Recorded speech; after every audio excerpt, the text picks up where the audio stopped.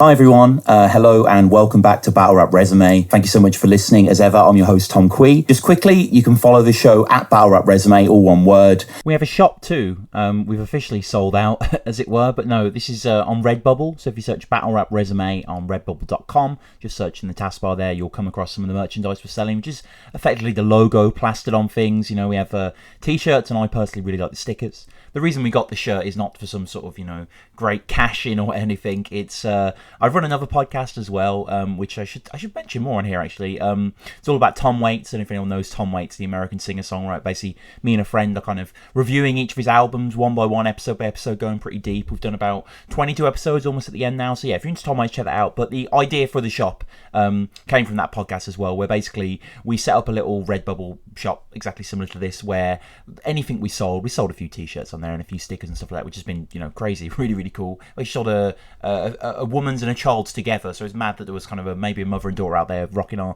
Tom Waits podcast merch. But yeah, the shop was just there to cover costs for bandwidth. If anyone hosts podcasts, they know that kind of to get past a certain limit you have to pay. I don't mind doing that, but it'd be great to have them covered in any form. So yeah, if you want to support that, we've got the shop there as well. That's Redbubble. Just search Battle Rap Resume on Redbubble. Check out the shirts and stickers. You can also send us some emails. We've been getting some great emails. battlerapresume@gmail.com is the email. Just people getting in contact with guests they want on and stuff like that. And, I'm really happy to say that pretty much every guest has said yes. And this isn't any volley at any guest that inevitably going to say no or attach to their ego. Like, I understand why you wouldn't want to be part of this. But I just want to say thank you to everyone that has been on so far. We're on episode 12 now. And I've had everyone has been absolutely fantastic, really, from Press One to Most Prob to Old English to Shucks to absolutely everyone, to Craft, Chiller. Just it's been a treat to go through. So just check out the archives if you want. But yeah, at Twitter at battlerapresume and battlerapresume@gmail.com is how you can find us. But anyway, today's guest is someone that I've been a fan of pretty much since I got into Don't Flop. I think I mentioned before that after you kind of have that initial emergence into Don't Flop, which was battle rap for me, I should say. That was kind of my first genuine kind of YouTube interaction, and then kind of WRCs and Grind Time and earlier kind of antecedents kind of came later through recommendations and the glory of related videos and Minnesota Luke and that sort of stuff, where you just sort of grope your way through the culture and eventually kind of bluff knowledge as we're doing now. But through that point I was just kind of watching related videos, and one of the related videos that I watched had Matter in, so I started watching Matter battles, and then I started watching Soul versus Matter, which we'll get onto. One of my all-time favorite battles, actually. I can't wait to break that one down. But yeah, as I've given away, my guest is Soul, and Soul kind of I just think it's been a great career to watch. Like, it's kind of, if you want to talk in cliches, it's some sort of underdog story, I suppose. His kind of emergence wasn't obvious, and he admits that. I know in the Bamaland battle especially, you make bones about it in your first round. You weren't proud of the first 2 years essentially of your performance, although there were parts of it you doubted. But from there, Soul has grown to be both an incredible writer and performer and champion of Don't Flop. And Soul, I just want to start by saying congratulations, you beat Raptor, you retained the belt. No one thought it. People were saying hashtag and the new, but you proved them wrong. Hey, let's go. It was happening, man. Yeah. I guess that was pretty cool. I try and stay away from the whole meta or whatever outside of like who people think's gonna win and stuff. But ultimately, I think it plays like a huge part whether you want to participate in it or not. Like, it still exists, and I feel like if people, like, if I had like absolutely destroyed Caustic or whatever, I think the Raptor battle would have been viewed as being a lot closer, because people would have expected me to just run through Raptor or whatever. Like, if I had the level of performance I had against Raptor against Caustic, the performance against Raptor wouldn't have seemed as good. So a lot of it's about like timing and the meta outside and stuff. But yeah, fortunately worked out for me, man. So no. I mean, again, congratulations. This battle. Thank you. No, it's okay. At the time of recording this in early June, and that battle was released, I believe, the 28th of May. So it's just been out.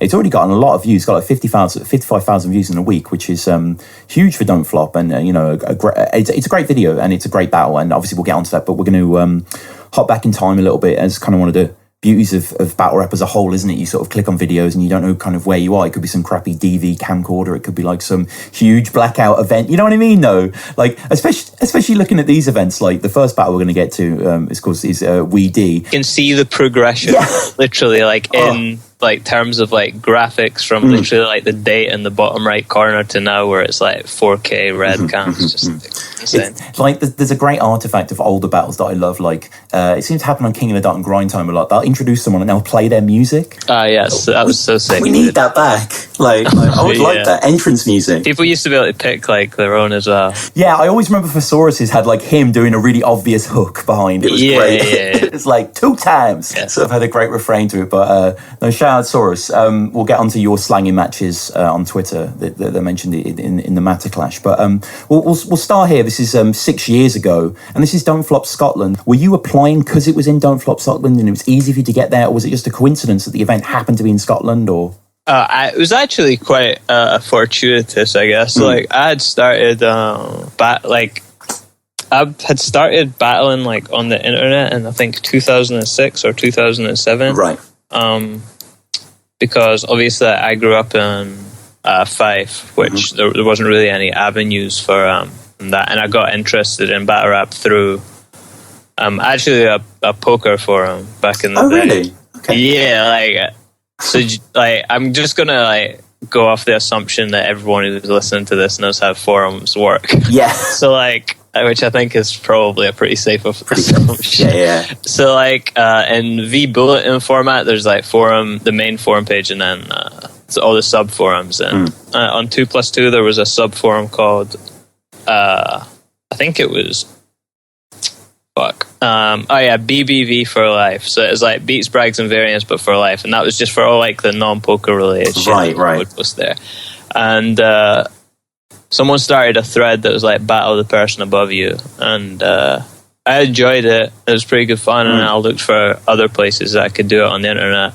Came across a site called hiphopav.com, which is RIP, but like so many of those websites, right? yeah, I know, dude, all the fucking V Bulletin websites, sad times. But yeah, and I got started there, done the thing there, done a few text battles, done a few things where you posted verses up, recorded them. Were you still Soul at this time? Or? Yeah, I was still Soul, because Soul was abbreviation of my username on 2plus2.com. Right, what would you have to reveal now? Well, it was I made it when I was really young. Oh, no, I used to play like poker underage, like I was like 16 or something, playing under my dad's account. So, but my username on 2plus2, I think, was I Read Souls or something. Because like you used to be things called like when you just like crush someone, like absolutely like pinpoint their exact hand or like range or whatever. You just called like a soul read or whatever. So I used to be called I Read Souls. So if that was too long, it's for a username for a hip hop app though. So I shortened it to Soul, and then 10 years later. That's so interesting. I always had it as some sort of like, I don't know, existential appeal or something. It's literally just an abbreviation of my 2+2 username. It's laziness, if anything. It's absolute laziness. Yeah.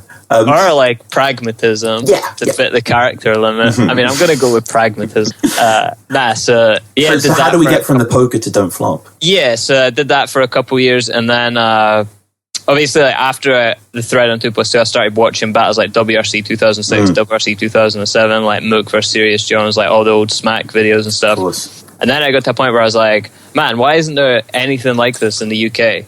So then I googled something like Grind Time UK or something, and this was and in hope. And I just came across like the UK guys battling in Grind Time, and then I found out they had a league, and then I messaged her, and I can't remember when I sent them the email. I guess it would have been about August 2009. Yeah, and then they said they had an event in Scotland, and they asked me to send them some bars, so I did, and he said I could try out, and I did. 300 views, that just confirms how you're getting them, mate. Turns out you do need the determination of Spartans to reach the end of the tape. And even half of them died pressing escape. This was a kind of when DF Scotland was a thing, right? I mean, what happened to that? How many events were there? And in my mind of looking back, it seems like there were maybe like 3 or 4. Like I think there was 3 total. Yeah. No, there was 4. That was 4. There was the one I did 3 out of the 4 that there was. Oh, okay. I did Weedy, then I battled Profanity at Don't Flop Scotland 2.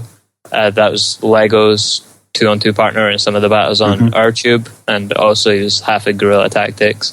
back in the day. Right. And then I battled Seuss. Actually, I battled Seuss was before Profanity.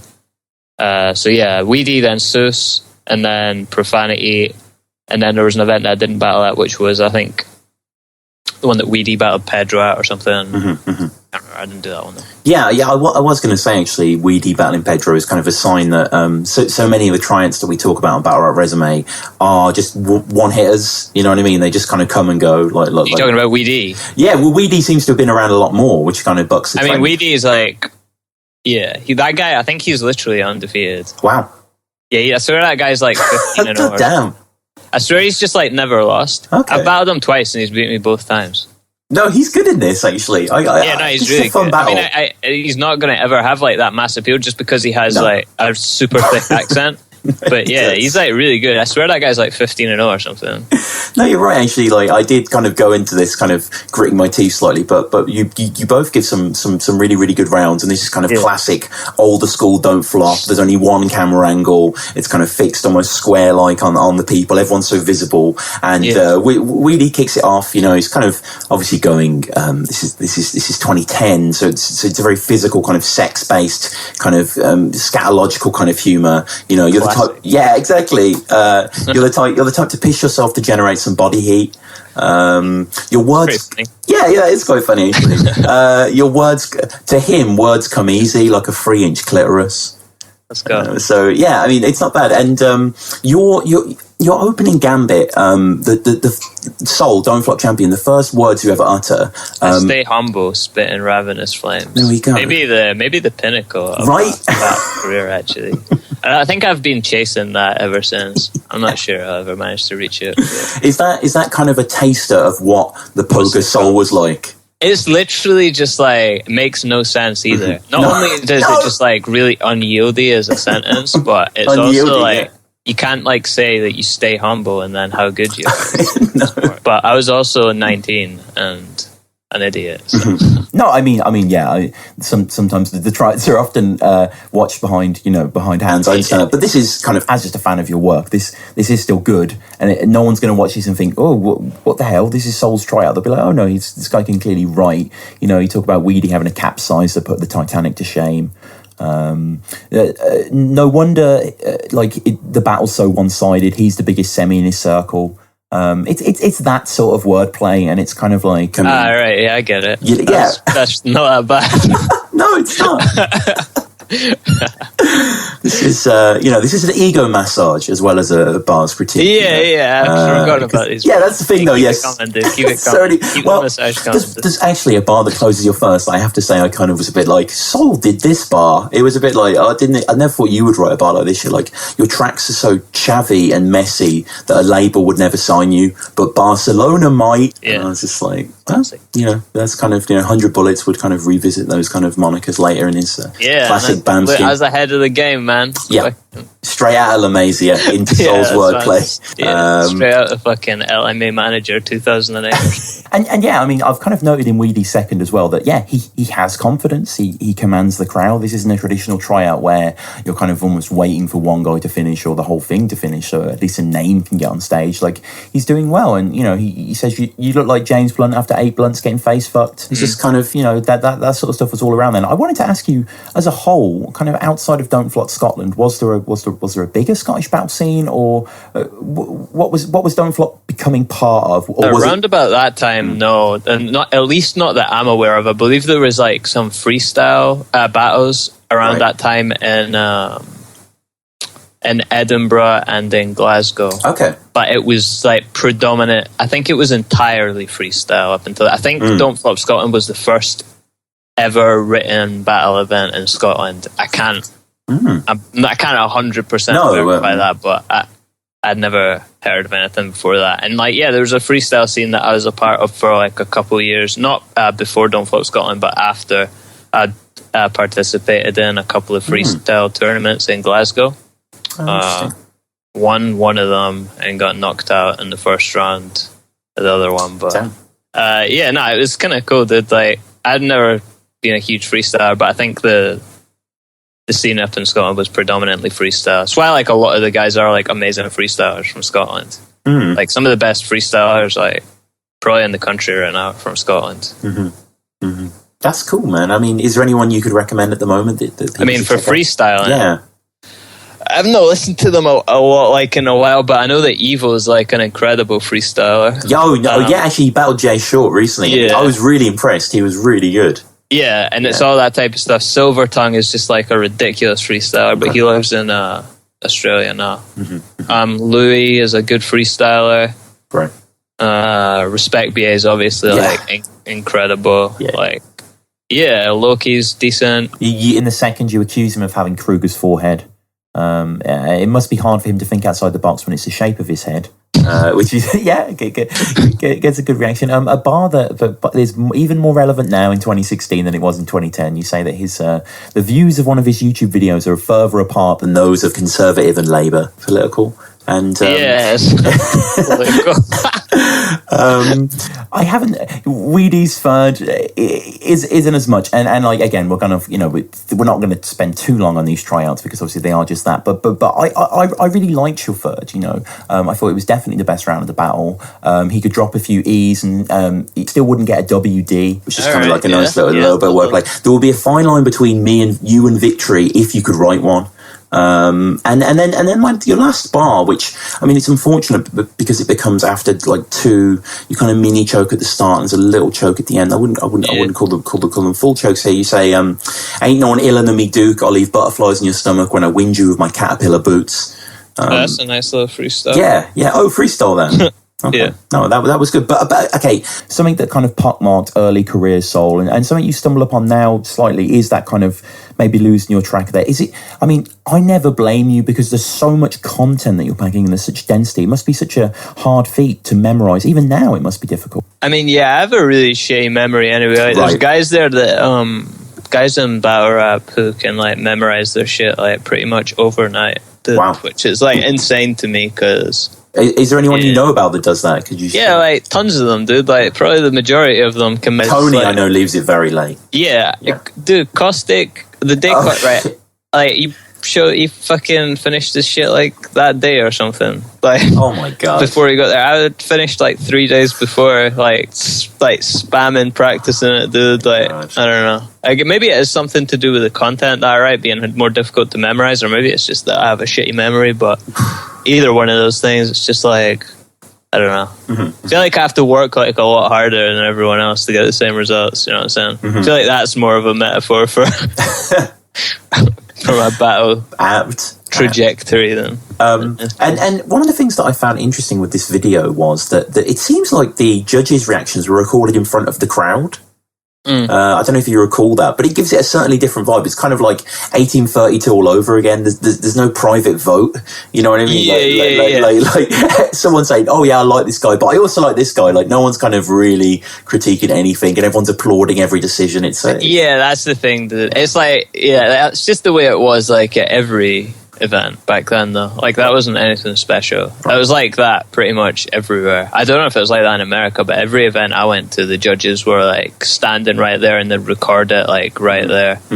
Except for the one where I battled Sus where they went out to the corridor, but other than that, And obviously this battle was so long ago, way before I got into battle rap. It's a long time ago. You've been battling a long time as well. Do you see yourself in any role as the elder statesman? Do you see yourself as seeing so many trends go on and on in battle rap? So many big people in Don't Flop and so many leagues, and you've been here for it all. And that now you're champion of Don't Flop. But regardless of that status, you have just been in battle rap a long time. Like, I mean, how do you see yourself in the league? I don't know, dude. It's rough for me to see myself as the elder statesman when there's people like that got me into battle rap still battling. Okay. Like I guess like relatively to most people, then like I would be. I've been in it longer than most people have been, but that's just because as something gets bigger, more people get involved in it. But I still look at people like I don't know, Thesaurus and Ilmac and like Iron Solomon's even still battling. Fucking all those guys from like the Fresh Coast freestyle scene, and then East Coast guys like Reed Dawes, Enes is like super duper veteran. Like these guys are like the actual elder statesmen, if you want to put it like that. And in the UK, guys like Tony and Tenshu, all those dudes, man. Yeah, O'Shea to like even a lesser extent though than like Tony and Tenshu, and then I suppose Archaic as well, and then like Stig, all those guys. Those guys feel like the Elder Statesman to me, which was kind of like, I guess like the C major battle third round thing that I did. Yeah. The levels, it felt like the Dante's, like, you know, it was so well structured. It was brilliant. But we'll get into your second battle, and we are skipping ahead about a year here. We're going to one of the Tula Test events. This is your battle against Matter. That's like 2 years. Yeah. We're going. I mean, obviously, you've been in Battle Rap so long that for us to cover the career, I know, you know, which is great. I mean, I quit. Fuck this. I've been in it too long. I want to say as well. I just realised this today, and I just want everyone to realise this. Listen to the podcast at the moment that unfortunately Get Slated, which is a league that Soul has battled on. You battled unanimous on that league. I believe Innuendo and DK have battled lots of other battles as well. Big Jack has been on that battle. Bard has been on there as well. They've been shut down for some reason. Bard mentioned it in a previous episode, but basically what's happened is all the YouTube videos are now gone. They're now gone off YouTube. Oh, really? Luckily, your battle versus Unanimous is still within a compilation of all your rounds on YouTube. Is there actually a compilation of all my rounds on YouTube? Are you not aware of All Souls rounds? No. Oh, it's a fantastic 3 hour, 20-minute video. Holy, who's actually watched that video? Me. Oh, wow. That 3 hours. I have to. I mean, whatever. You know, you're on the show. Whatever. I'll confess, but I busk. I play guitar in Oxford, and I busk. Sweet, dude. I busk on the streets. But one of the things is that busking requires a hell of a lot of practice, because I just play guitar. I don't sing. I just play guitar. But one of the things that I do is put on All Souls rounds, and I'll just practice for half an hour, and I'll literally just click in some random spot, and you'll be battling Nestle, and I'll be like, yeah, I'll just watch this. That's sick. For half an hour. What sort of music do you play though? I do all Beatles covers. Ah, sick, dude. Yeah, I love the Beatles. So I'm kind of cynical because I live in Oxford, so it's kind of like you get a lot of tourists, especially Japanese and Italian tourists, and they're here to kind of experience fish and chips, and the Beatles. The Beatles, and Oxford especially is Harry Potter country, like lots of tourists for those sort of people. But just to sum up, All Souls rounds is the only place that you can see Soul versus Unanimous. And that guy then, who made that video? He's what's interesting he's done like 3 or 4 videos. I went on his channel today just thinking, what are the other rounds he's done? He's done another guy all of his rounds. It's a bit short, it's like 50 minutes something. He's done all of 24/7's rounds. So this is you and 24/7, which is an interesting an odd taste in battle rap. Not that any, like, I love both you guys. Versus 24/7, great battle. On King of the Dot. They were both really, really good. But we'll get back onto this battle. This battle, to me, one of the reasons that I love it so much is that both of you come really, really good. All 6 rounds are fantastic. There is a genuine style clash going on. You both go at each other in an original way throughout. You attack fresh angles. Matter, who sometimes can be slightly tarred in the same brush as kind of that sort of 2010 era, whatever. I've always thought he's a fantastic writer and performer. Yeah, I think he's brilliant. Yeah, I really like Matter. Yeah, he's Harry Baker battle recently shows how good he is still. But his Youth Oracle battle is ridiculous. Gave a really good showing against Thesaurus as well. Yeah, that was a really good battle. Like, you know what I'm saying? Like, coming into this battle, what Matter obviously is coming off the Luna hype. You mentioned Luna. It's a battle from 2011. How are you not going to mention Lunacy in a Don't Flop battle in 2011? Like, you were there. You were in the eye of the storm. What was the Lunar explosion like for someone? Did it just take the lead to this superstar status? What was it? It's actually like so weird. It's like because I battled at the event that Lunar C tried out at. About Stowaway. Oh, Bloodstroke. Yeah, and I was like sitting. I think I was on after them. I think I was on 4th, and they were in like a middle slot or something. And I was sitting. The way the venue was up, they had like speakers or something, or a little bit that was like higher up. So I was just sitting on that, and I wasn't really like watching. I was just listening, and then in the middle, the middle of his second round or whatever, I was like, holy shit, this guy's actually like really good. Yeah. And then like I turned around and watched him, and I was like, wow, that was like a complete fucking body bag. That other kid's all right. And then like didn't really think any more of it. Right. And then next event, I went to, which was the Sheffield one, which wasn't long after Stowaway. Like, Luna had got something like 30 or 40, somewhere between 30 and 60k on his tryout or something. Shit. Which back then was just like, yeah, like insane. Like, and so everyone was like, wow, this kid might actually blow. And then from then he just sort of blew up, dude. Like, JME shared his video or some shit. I think it was JME that shared it first. It's and then I think Professor Green shared it. And he just blew the fuck up off that, man. And it was like a snowball effect. Yeah, it's crazy. I just, as you were saying, I just went onto his YouTube of the stats of the Bloodstroke battle. It was uploaded pretty much exactly 5 years ago, June 10th, 2011. And it just crossed a million mark. It's at 1,004,000 views, which... That's a lot of fucking views. For a fucking tryout, like, it's just... And, like, no offense to Bloodstroke, obviously you've teamed up with Bloodstroke against Eddie P and Frisco, but what a interesting... social legacy to be synonymous with Luna more than any of his opponents, even though he battled Mickey and he battled who else did he go through? Uno, and battled Big J, I think, as well. Yeah, and we go through these, obviously O'Shea as well, but it's just kind of like Bloodstroke still battles, and Luna will still come up, and it's just kind of it's pretty funny, dude. It is. I mean, someone's got to be the tryout, right? Yeah, no, it's great. The way I look at it, man, is any of us could have been Bloodstroke that day, man. No, I mean, you're just like lucky that we faded the Bloodstroke treatment. You know what I'm saying? That could have been anyone. Yeah. No, big up Bloodstroke, but we'll hop onto this battle with Matter. You're more like Pink Floyd, average with a greyish bland texture. Now they're like, how can he be run of the mill and like the greatest band ever? But you hold Luna back. I bet he's fucking sick of it all, because the dark side of the moon's just another brick in the wall.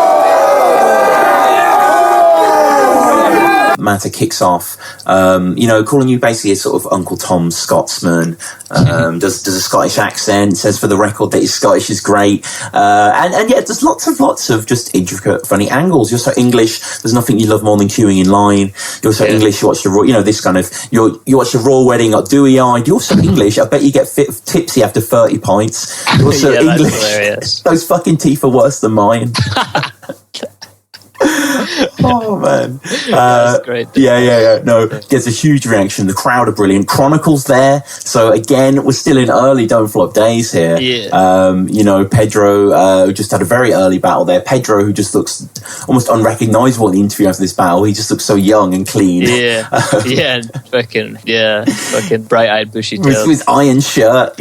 But he's there. Everyone just is fucking go crazy with this battle because it's so good. Yeah, like also that bar that you said, that's like, it sounds just like some sort of, I don't know, like throwaway, offhanded joke. It's like, that's funny, dude. But like, since it's a writing podcast or whatever, that's actually like pretty difficult to write that, like, because it's not just like the easiest thing to do is to come up with like a punchline and then find like 3 other multis for the end of the punchline and use your setup like that. And then the next hardest thing to do is make the multis related. And then the next hardest thing is to find the related multis but also make the bars before it punchlines. And Matter did that. Like, so they're all related multis and they're all 4 lines, not even just like the second and fourth. It's 1, 2, 3, and 4 are all related multis and they're all punchlines. Like, so it's actually like extremely difficult to write that. So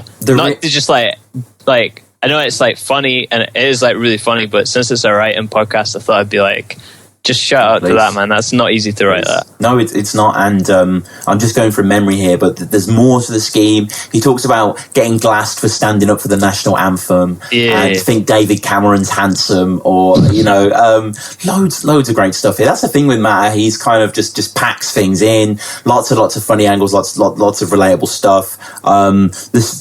Your first is fantastic. You state that you were bad in the 2-on-2. Do you remember what you were making reference to there? Me and Unanimous versus Pamphlet and Stowaway. Right. Okay. So, I mean, how was that? That is such an interesting, Well, that 2-on-2. Yeah. I mean, terrible. Not for you, or just in general. Just in general. Okay. Mainly from me. Like, I was just awful in it. Okay. Everyone else was decent though. No, and it's interesting because as with a lot of this early material, it starts on, like even in the Raptor battle where you talk about how, your losses being counted against you unfairly. Again, you're talking about here, like basically don't battle people with points to prove. You're kind of lesson one. You're learning from your mistakes. He's going to need everything to happen to you in order for you to not win this round. Even to turn up and find out that MA is every judge. You had issues with MA's judging in the past? I had zero issues with MA. It was like, in the judging for the battle, Pamphlet versus Stowaway, MA just like goes off on me and talks about like how fucking terrible I am, right? And then like I need to see this. He just like goes off on one, right? He's like said it was like a fucking 2-on-1 or some shit, right? It was like he literally just goes off on me, and like later on, me and MA would like end up being like really good friends. We'd talk on the phone every week or so, and it would be pretty. Even still now when I see MA, like that's not good. Even though we're sort of drifted apart a bit, still cool dude. But yeah, back then he was not a fan, dude, and he just like went off on me. So I thought it would, and it wasn't like, because it was still so small back then, you could make references to something that the fifth judge said in a battle, and like it wouldn't just be like lost on everyone because it was such a small insular scene that everyone was aware of everything that happened. So that's what that was in reference to. Not that MA was a terrible judge. I think MA is probably the best judge that Don't Flop's ever had. But interesting. That was what it was a reference to. Just that MA was not a fan type. No. Thanks for clearing out. Turned out he was a judge for that battle as well. So lucky me. You don't just say the bar, you grab him out the crowd, everyone laughs. It is hilarious. It's a really funny moment. You go in on a common element of Matt's weaknesses, his monotone delivery. You thought he surfed the beat, but they had to wakeboard people up. You get an wow for that. You get a wow. You know, that way kind of has that distended reaction to bars that always gives them authority and prestige. I mean, how... when you're battling, are you fixed on your opponent? You where the judges, the crowd? Like what is your zone like? Back then, I think it was just not even still probably like, but for like different reasons now. Like back then, I was just like so nervous that I just wanted to fixate on my opponent as much as possible. Right. So like for the majority of my battles up until a point, I would literally like only like just look at my opponent and just maintain eye contact like the whole time, just because I was like concentrating. I didn't want to even like know that there was a crowd there. Just try and make the room as small as possible. And now like I still do the same thing, but that's mainly just because I don't give a fuck about the other things. I don't really give a fuck that the crowd's there or that the judges are there or that the cameras are there. So, and all I really care about is like me versus the other guy, like the competition of it.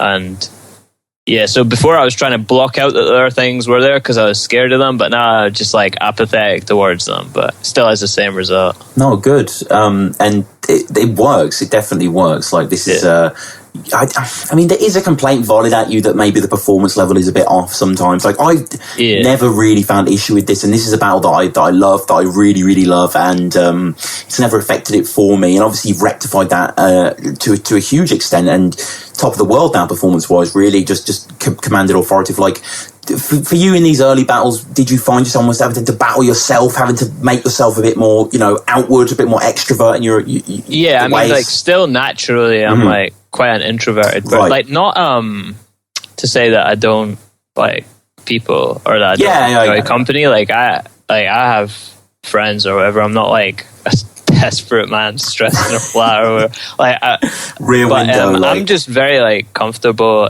on my own, I guess. So I guess my nature probably is more introverted than extroverted, and especially like back then, I guess I was like 18, 19 or however old I was. Like, well, and the battle I would have been about 20 by that point. But now that I'm a bit older, I'm like 25 now. I don't know. I don't really.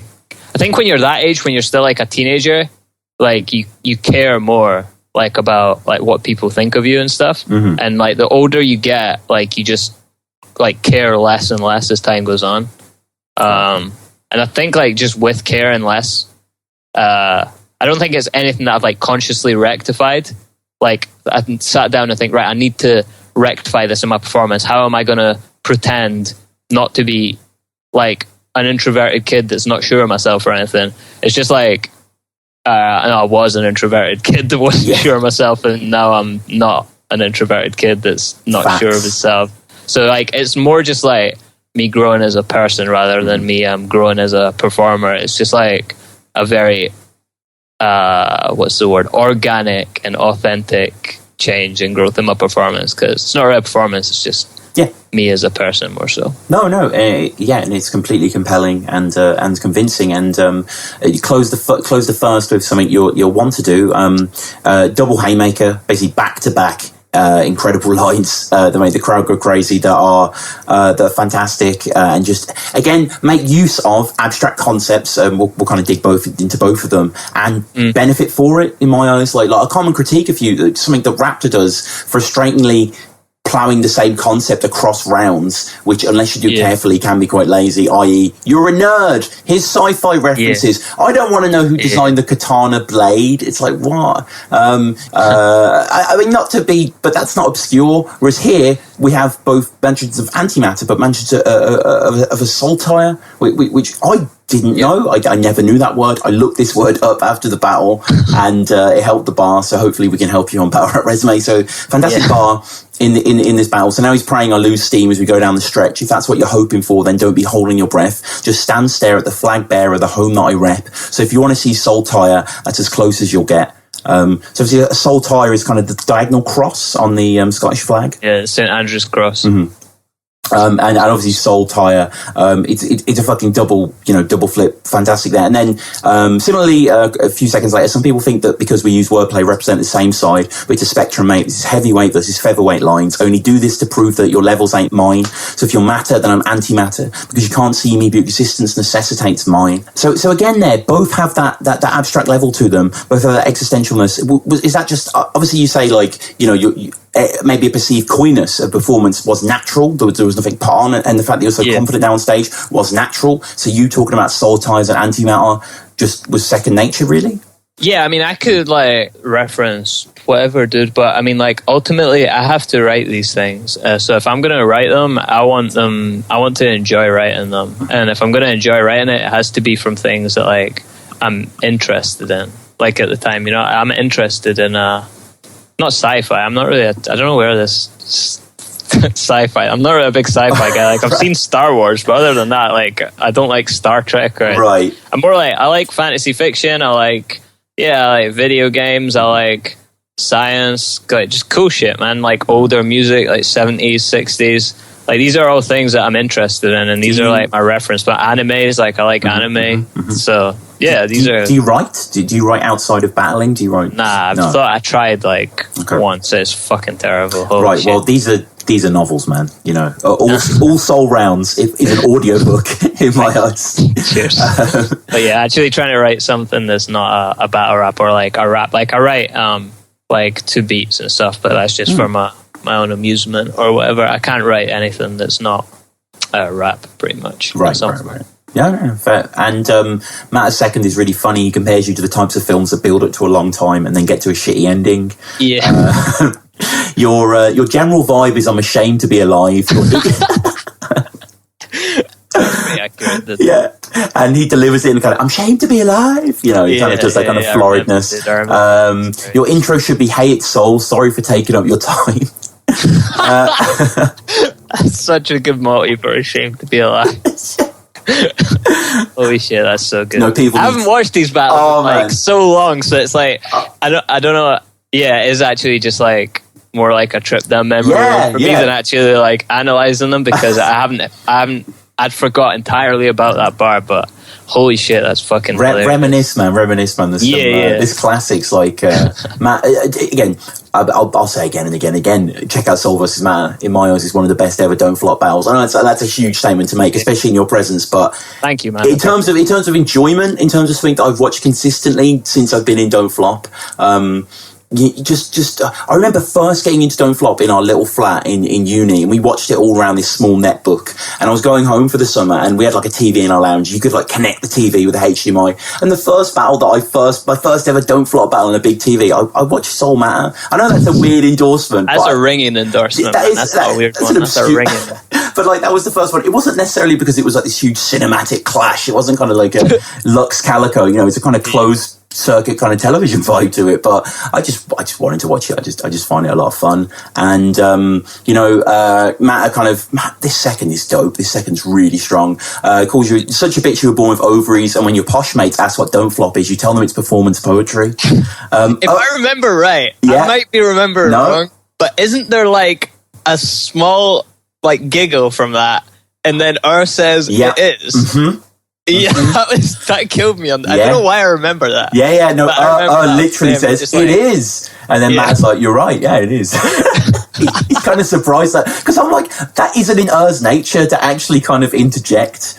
Like, I think that's why it stood out so much. Yeah, or most of the time he's quite a passive like observer. Like he'll react, but doesn't like insert himself in the battle. But shout out to coming to my defense there. And then just to wrap up Matt's second, he says that you and Thesaurus had an online slanging match, and that was sad. I was so ignorant to battling when I first watched this battle. I thought he meant a literal Thesaurus like online, and I was like, oh, who's a battler? And then I remember watching one of his battles randomly on WRCs, and he just had this great multi about like I'll push you into flowing traffic and photograph it or something like that, and I was just like, that's crazy. But obviously looking back, it's kind of tame. But you and Thesaurus, obviously I know you guys are quite pally, aren't you? You get on quite well. Yeah, we get on pretty well. It was just a stupid like thing on Facebook. I don't know, like how it wasn't really like all that serious. It was something like Thesaurus, even to this day, like from people that he doesn't know on the internet, I think he just thinks that people are like trolling him all the time. Like when they have like a criticism, like I thought was going to beat him at World Dom. And I think I put a bet on it or something. I bet someone that Thesaurus was gonna beat Thesaurus. Sorry. And I think it stemmed from that. And then he said something like he was going to stop me at the pavement, and I was like, well, 100% that's not happening. Like I'm not some bitch. You're not like you might beat me, but you're not going to punk me. You know what I'm saying? Like ever. Like And I think around that time I don't even want to talk about it. But I had been like in some situation recently, like at that time, and Right. Well, shout out Saurus every time though.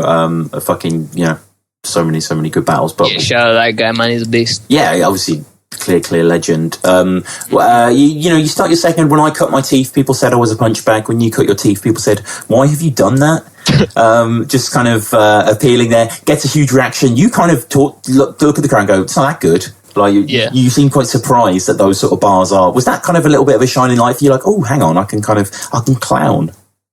Yeah, I guess like in a way. Like I wrote it because I thought it was like funny, and when I thought of the idea of like cut your teeth, like the double entendre there or whatever. I didn't really see any way that it could be applied seriously, or just like struggled to find a way to apply it seriously. And then when I did that, and then everyone laughed, I was like, oh, I guess I can be funny then. But that, it's not all laughs. You do a little bit of kind of responsible kind of advice. You take meth. It's responsible for a crewmate's death and your roommate's next. So he talks about hip hop when they do great sets. You're a goof mate check. That's what your roommate meant when he said use H less. Really fucking dope punch. When you use H less. Oh, hip hop. Right. Yeah. Holy that's actually fuck. All right, shout out me for that one. Shout out me for that one. That's Love that bar. Shout out Soul. That's when you don't get your own bars, man. That's like that's the final. That's the dream of writing, dude. Yeah. You don't get your own bars. That's the Sephiroth of this game. Man. It's just I don't watch you speak on YouTube. I watch your teeth on YouTube, and you won't leave this man's dental like this alone.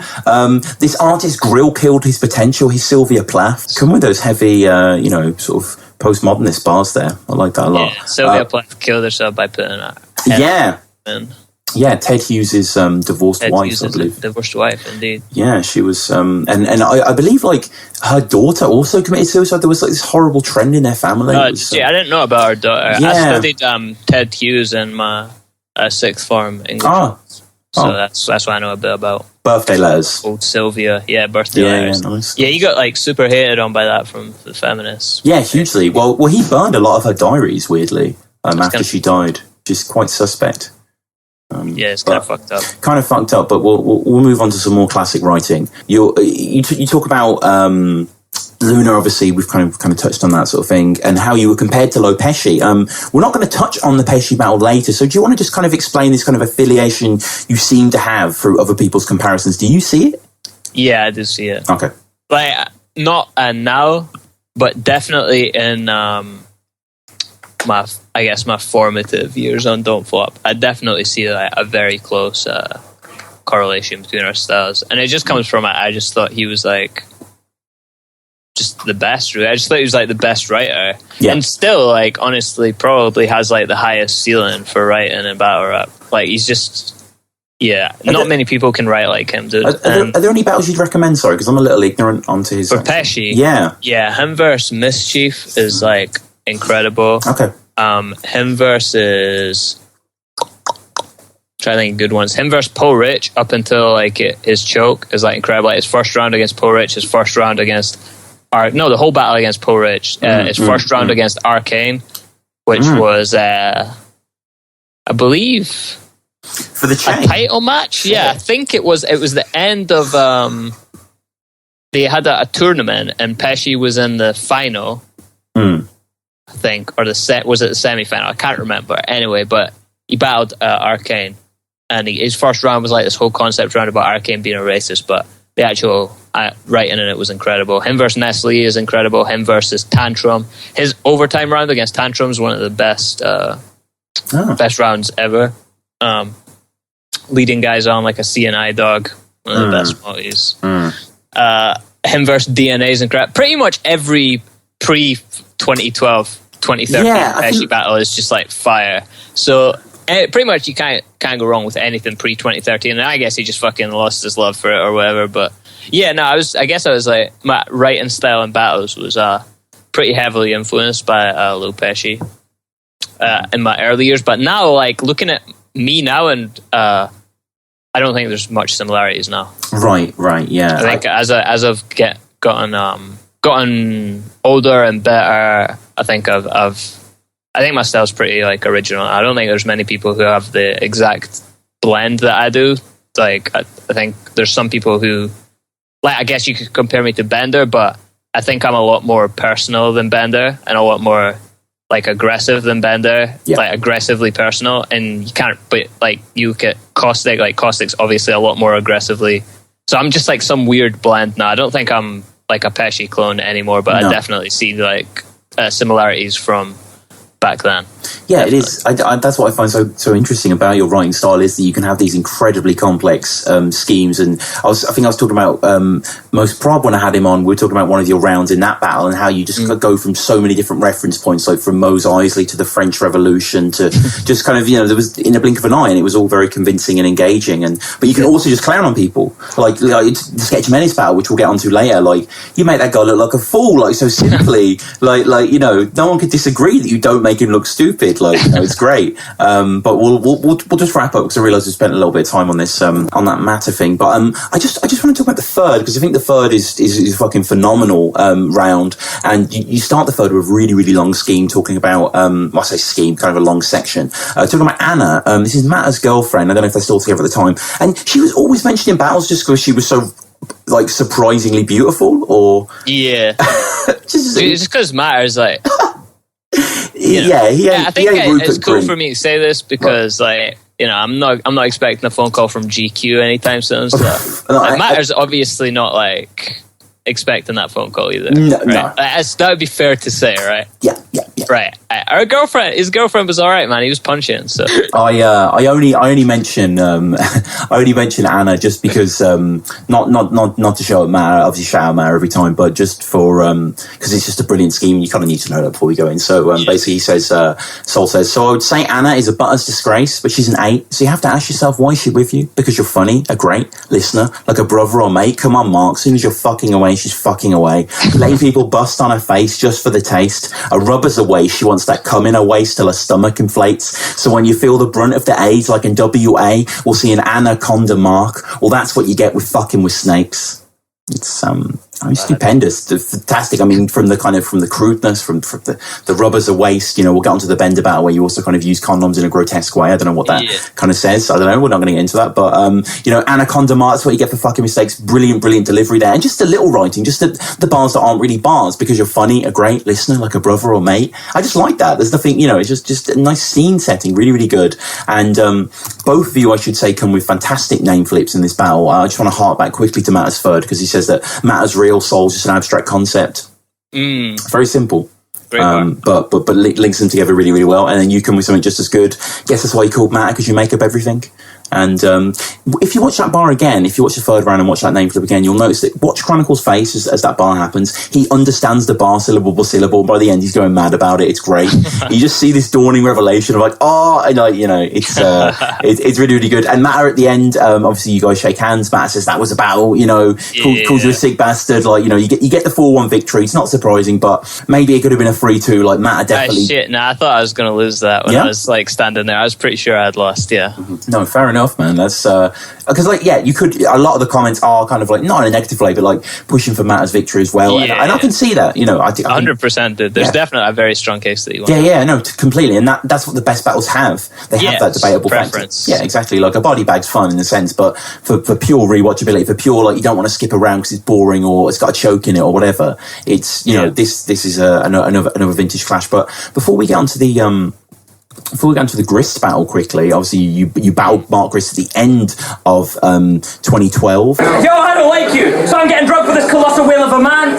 Double dare him to go on a holiday to Japan. I mean, we didn't even book this fucking venue for the stage. Just thought it'd be nice for you to see Underbelly for a change.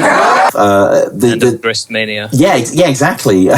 Because, you know, you make huge mention of Grist Mania in your battle, and also the fact that the Blizzard battle had come out at the start of the year, so you were kind of like, you were on the kind of, you know, 12 months later, what actually happened after this battle got so big. But before we get into that, I just want to talk quickly about badmouth battles. Which you were associated with. You battled a few times. This is a Scottish league, wasn't it?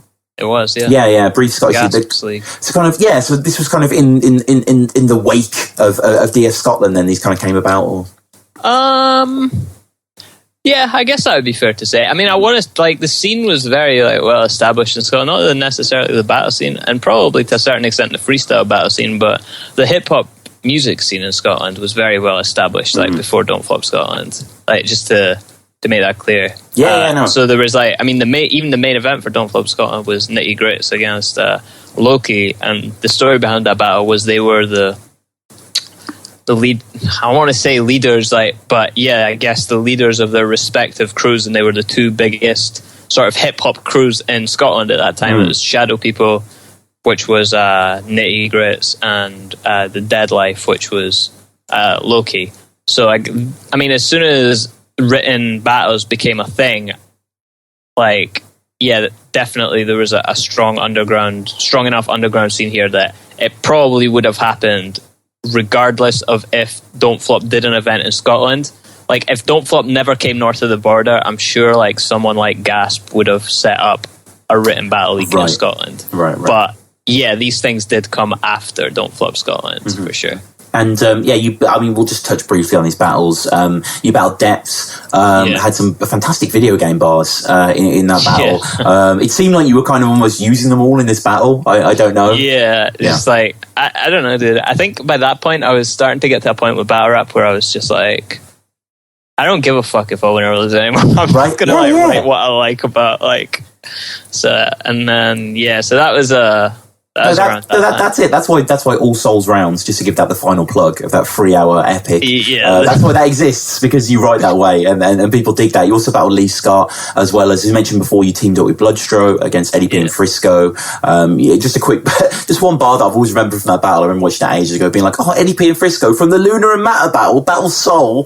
He boggled my early battle brain. But I always remember you compare your stuff. Basically, you and Eddie P, you're kind of going between the two of them. You're saying like yours is basically like some Beethoven symphony to some Beethoven shit, and it's not the finest multi. It's barely a multi, but I like it. And we'll push on to Grist, and this is in an interesting location that I was really glad when I first watched the battles to be like, oh cool, Don't Flop did this. I'm really happy this happened. They went to the Fringe, and obviously the Edinburgh Fringe is a massive deal worldwide. Incredible festival, incredible city, Edinburgh, the whole of August every year. And Don't Flop were there, the Underbelly, which I've been to the Fringe, and I remember it being like it's quite a big venue, isn't it? Quite a centralised venue. It's closed down now, I think. Is it right? Yeah, that's what I heard recently. All right. But yeah, this is you at the Fringe, facing Grist here. Grist obviously had been doing a Fringe run of his show. He'd been with Mixie as well. Mixie, who I had on last week, a really good episode, and he had mentioned that he was meant to battle Briggsy at this event, and Briggsy had ducked out. So you can see Mixie in the back. We'll touch on Mixie in a bit because there's a kind of they had done a 2-on-2 the night before as well. That's right, yeah, against Eddie P and Frisco. Yeah. So this battle coming about, was it a case of you being in Scotland, you're Scottish, or was it a case of just kind of like Don't Flop wanted this battle to happen? They want Don't Flop to battle they want Grist to battle at the Fringe. Like, how did this come about? I think I got offered it off the Eek battle. Right. I think after that, because I kind of I did really well against Eek when I battled him. Yeah, I remember your alcohol scheme was brilliant in that battle. Yeah, thanks. Yeah. I did all right against Eek, and then I guess I was like, this kid might be like decent or whatever. I think he thought I was going to be decent after Matter, and then I was like shit against 24/7, and then I was like okay against Briggsy. So then he probably just like wrote like I just thought this kid's a write off, and then like did decent against Eek. So he was like, all right, we'll try to give him a push or whatever. So he gave me Grist. It was in Scotland, which is just like super convenient for me. Yeah, I bet. At that time, like I guess I would have been the most active Scottish battler, so I guess it just made sense. And how are you feeling going into this? Because like you say, Gristmania, like what again, you witnessed that on the eye level. Like what was that implosion like? Because that was after Luna, right? Yeah, but quite close in time. Similar, yeah. I think there was some overlap. Like Luna battled at Uno Lavos at the same event that Mark Grist battled Blizzard at. Right, that's right. Yeah. So there's definitely like overlap because Gristmania, like Uno Lavos was like the peak of Lunar Mania. For sure. Yeah, they were very like close, and I think like it was fortunate that both those things happened so close to each other because it really gave Don't Flop a prolonged period of like viral attention. The Gristmania thing was just like, it's kind of weird, dude. But it was, wasn't it? It was just such a kind of. But was it's not even like that was Mark Grist's first battle. Like we had seen Mark Grist just be like this battler. He was just like another battler in Don't Flop, and then it wasn't like Lunar where Lunar was like second battle against Bloodstraw or whatever. Like he was like basically a tryout, and then he just blew up like out of nowhere. Like Mark Grist had like 2 or 3 battles and was just like another established Don't Flop battler. And then all of a sudden he was just like chat 4. It was like it's weird, but shout out Mark Grist. But no, I agree. I think part of it, and I mean, it seems like a subtle element, but it does play its part. Was that he was wearing a suit. Like, he did look teacher-esque, which is so rare in battling to have an actual kind of outward identity like a uniform and for it to work. And in this case, it did. And, we'll get on to the bars you talk about, like, teacher battle student the other way sort of thing. But, like, was it originally titled Teacher Battle Student on the Don't Flop channel then? Or was that just I don't believe so. I think that was the first title or something. I don't think, I think maybe you're right, yeah. But it's just Blizzard versus Mark Grist. Right, yeah. And we'll get into the first. Grist, who I do like, again, we've kind of like discussed this with Mixie and actually discussed in Most Prob as well, kind of the what the Fringe does to you. And Grist is obviously at the end of a long run and it is completely exhausting. And I do feel for the guy because he's clearly kind of like running on empty slightly. And, he calls you Dobby, gets a laugh. It's kind of a Fringe crowd, we're not in the fiddler's elbow. He stumbles a tad. you're the first opponent that hasn't scared him apparently, and if you had some personality, he might actually dislike you, but you kind of you're too hard to get. Now with your first, you kind of choke a little bit into watch the throne is on his phone. You kind of and it's kind of quite a long choke there, but you get it back. You kind of you have that memory deposit, then you have that ability to kind of like, you're not just gonna, because I mean you can't choke your first round, can you? You can't. I just think it's luck, dude, if you get it back, because thing about memory is just like, that's the scary thing about choking, like, because it can just happen to like anyone, dude. At any time you could just like completely forget, and it's just like complete luck whether you get it back or not. Like, because it's actually, the longer it goes on, the harder it is to get back, because I think my brother told me, this could be bullshit, like bro science or whatever, he's like, the way it works is if it's like your memory's already, it's like, when you're looking for a word or whatever, like the word's on the tip of your tongue, and you just can't, or something's on the tip of your tongue, you can't. It's like your brain's already scanned that memory or whatever, and like considered it like invalid or incorrect. So it's like you're looking for something that you've already found, but your brain's just not registering it's correct. I could buy it, but I mean, it sounds like bullshit. Like, I'm going to believe that, though. That's going to make it even worse. I want to believe it because, like, I think like it sort of makes sense in a weird way. But I mean, like, so yeah, and as well, aside from all that, like, that may or may not be true, like, just being in the middle of a choke. It's like when you start choking, you're like, right, fuck, what's the next bar? What's the next bar for about 3 seconds? And then you're repeating the next bar, and then you're like, oh fuck, I'm choking. And then all you can think of is that you're choking, and you're not actually devoting that mental energy to think it actually solving the choke. Just like in the middle of the choke. It's like quicksand. Yeah, exactly, dude. The more you struggle. But I just luckily got it back and was able to finish the round out pretty strong, I think. No, very strong, actually. I do really, really like this round afterwards. Mark Grist is middle class, like middle class people. Shout out Ines, dude. And I mean, the cardinal sin, probably the worst thing you accuse Mark Grist of the whole battle, is the fact that he probably rates graduation over late registration and college dropout, which is kind of unthinkable, really. I don't mind graduation. I hate it. There's a few. There's like one song. The second song on there is quite good. What's the song in it where Champion. It says the bit where it's like, start a fight club, Brad reputation, playing around your ass, keep complaining. Everything I am. That song. That's pretty good. Yeah, that's a nice beat. That's actually. a good song. That was the only song on the whole album that I liked. I thought that album was trash. And I bought it on release. Like, damn. I mean, it came out the same day as that 50 Cent album, didn't it? And they were like going to be like, oh. Yeah, I think it was like a June thing. I didn't buy 50's album. No. I was always a big Kanye fan. Like, I loved College Dropout and Late Registration. Oh, yeah. You paint Grist as this Attenborough-like figure, kind of like, the battle scene, and I take the Battlefield 2 fans. You're like Battlefield 2 fans because you keep bad company. Really, really nice. And then the aggression is there, which I see coming more into your game now. Like, was this always premeditated? Or again, is this just a convincing part of your personality? Like, you like to kind of thrust these emotions behind the words? Yeah, I think so, dude. It's not like, I wouldn't class myself as an aggressive person, but I have like a pretty bad like temper. Like I'm for the most part, like my resting state, like just me normal, is not like that of like someone who's just like super hype or aggressive or whatever. But I just like have a very like short fuse. So when I get put in an aggressive situation like that, the aggression is like pretty genuine.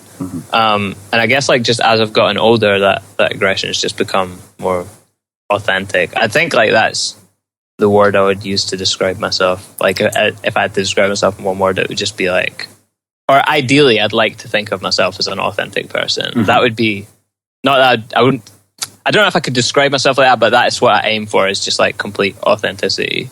No, it's a brilliant thing to aim for, definitely. It's definitely better than being cool. And the aggression works. You end all your rounds with variations of this, but yeah, you want some hash smoking, mad potent raps flowing, or some sad broken dad moaning, half spoken man poems. And you kind of hit the Grist on the head there, and he comes out with a good flip. To his credit, most of Don't Flop is white and middle class. I'm the only one willing to admit it. Shout out to those facts, dude. Yeah. English is your second language. Elvis was your first. That's hilarious, dude. Like, fun fact, I tried to learn to speak Elvish. Oh, right. But it's too difficult. Yeah, no, it's crazy that it's like a codified language, isn't it? Well, it's just a mix between Welsh and Finnish. Well, talking of embracing the nerd angle, you talk about how you're never going to get caught because you're going to hide his body underneath your comic book collections. Yeah, that was a premeditated flip. Yeah, no, it's nice. And you, again, just going on his weight, this colossal whale of a man, double dare him to go on holiday to Japan. Yeah, that time in the news, there was this whole thing on Japan killing whales. And well, stuff. I mean, yeah, they're pretty notorious. They're pretty liberal with their killing of endangered animals. Have you seen The Cove? Is that the dolphin kill? Yeah. That's kind of fucked up. I haven't actually seen the documentary, but I've seen clips of them. Oh, yeah, you only need to see the clip. Yeah, it's... it's kind of messed up. It's horrible. Yeah, it is very messed up. Yeah, it's awful. And you get great bar. So you're kind of talking about kind of opportunities that you're seeing in front of them and opportunities that he's not taking really. And he's saying, like, how's this going to help me? I'm in love with fame now. You want this to go viral. There's another way how. Title it Teacher Battle Student, but the other way round. And, that is my favorite bar that I've ever written. Wow. Yeah. There we go. Yeah. Kruger goes crazy for that bar. That is my favorite one. That I don't think I'll ever write a bar that's better than that. And I don't think there are many bars that are better than that.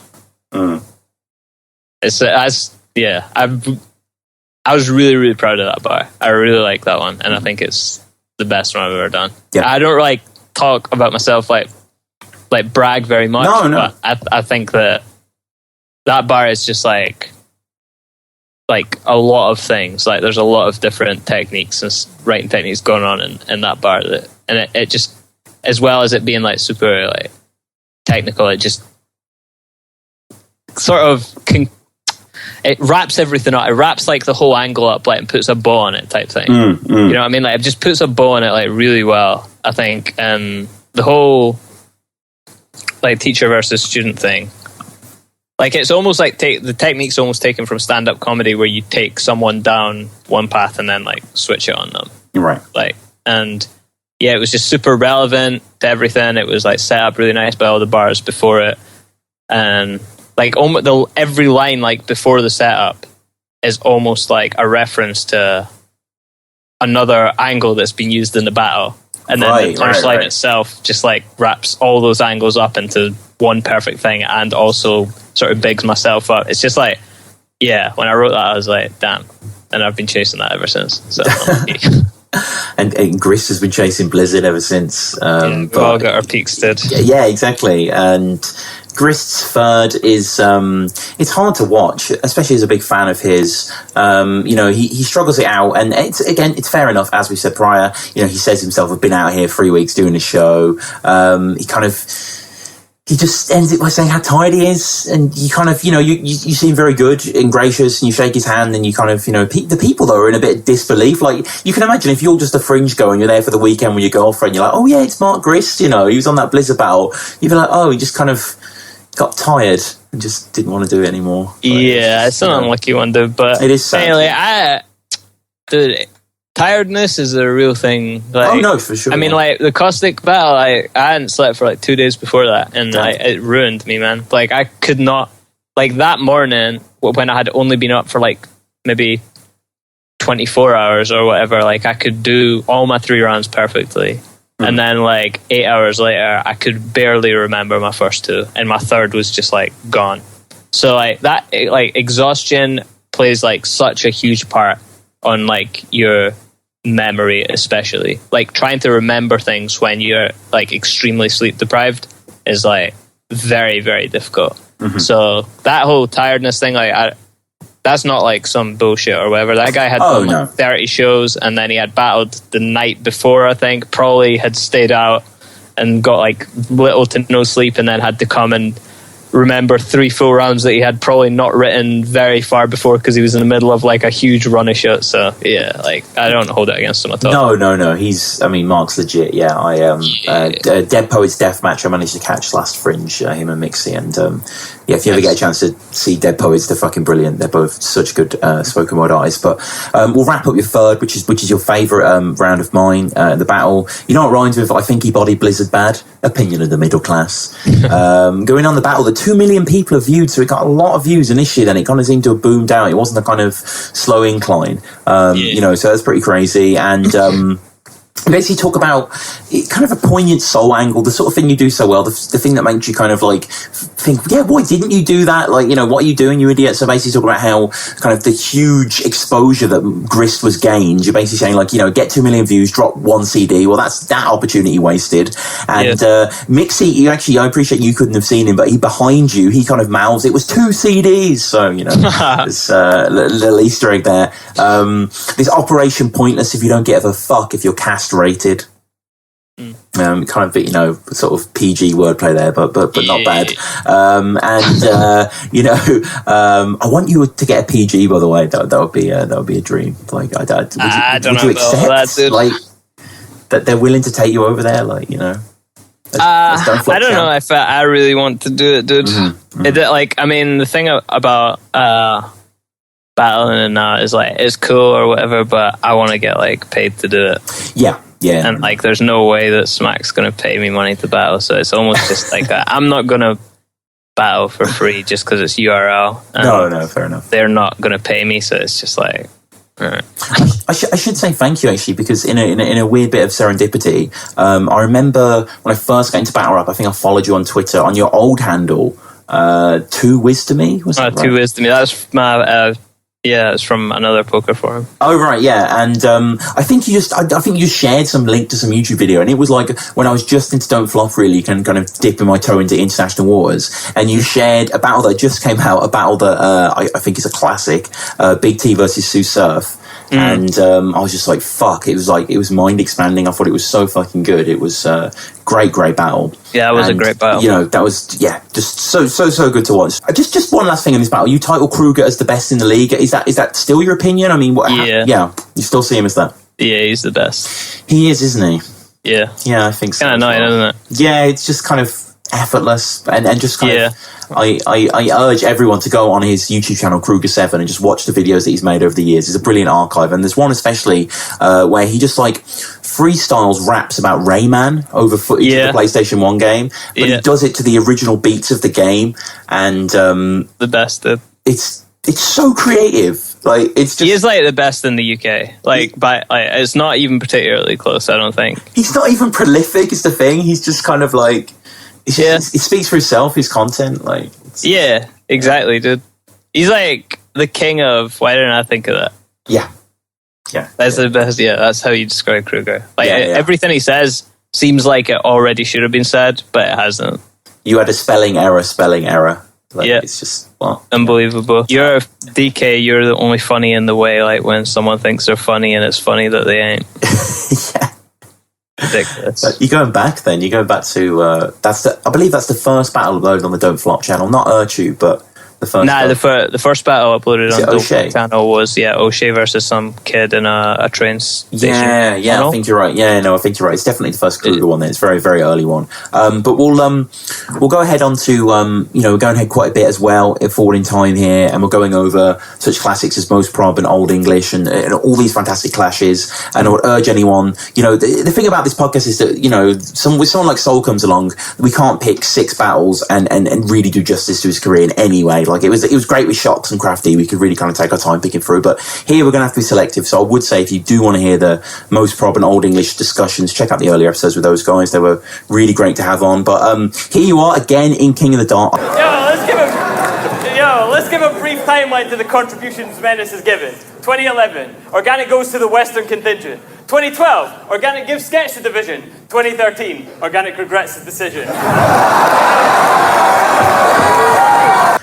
This must be so exciting to go over to another country and battle on their league. It must be such an honor, such a thrill, to meet Organic and Gully and Ground Zero battles and Bishops talking about mirrors, and you know what I mean? Sure. It's just like, I'm being slightly tongue-in-cheek, but not really. Like, this is awesome to meet these people and go there. The first time I went over there, it was definitely very cool. How was it? We'll talk about it briefly. You battled Wise Guy. Like, was that all right, Organic reaching out, or, I was going to be in Canada anyway. Right, yeah. So I was just like, yeah, you guys want me battle? And they were like, yeah. So serendipitous, I guess. That's great. Like the Don't Flop Scotland thing, it just kind of the stars align. But you invited back a huge, one of the hugest events. Like, you know, what was you expecting? Because like obviously your style is quite niche and like not so much now, but maybe then a little bit more so than it was now. I wasn't expecting anything, dude. I was like, all right, fuck it, let's see how this goes. It's like whatever, dude. I'm not like, I don't have anything to lose. You know what I mean? Like, so. And you know, without saying, the reaction was huge.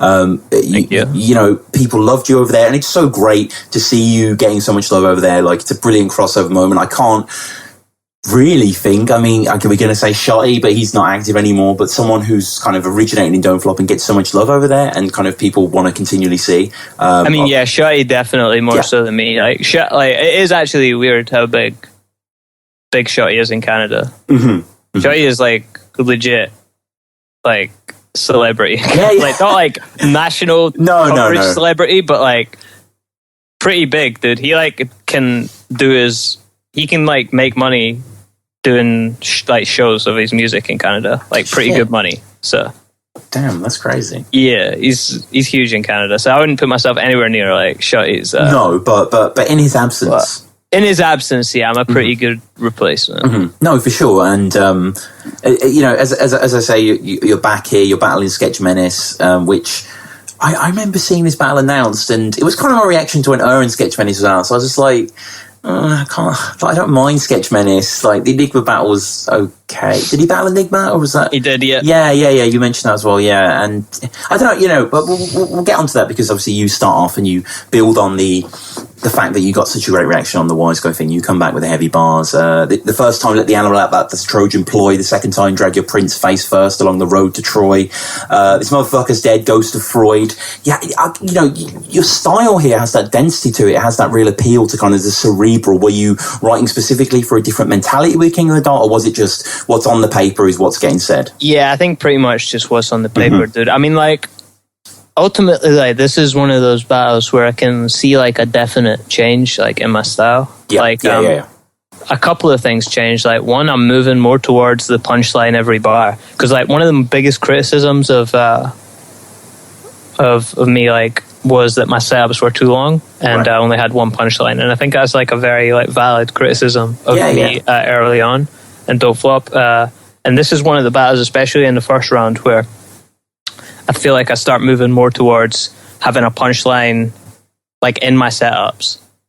Like, so like either every second bar or even like maybe the first, second and fourth bars are like all wordplay based punchlines that multi.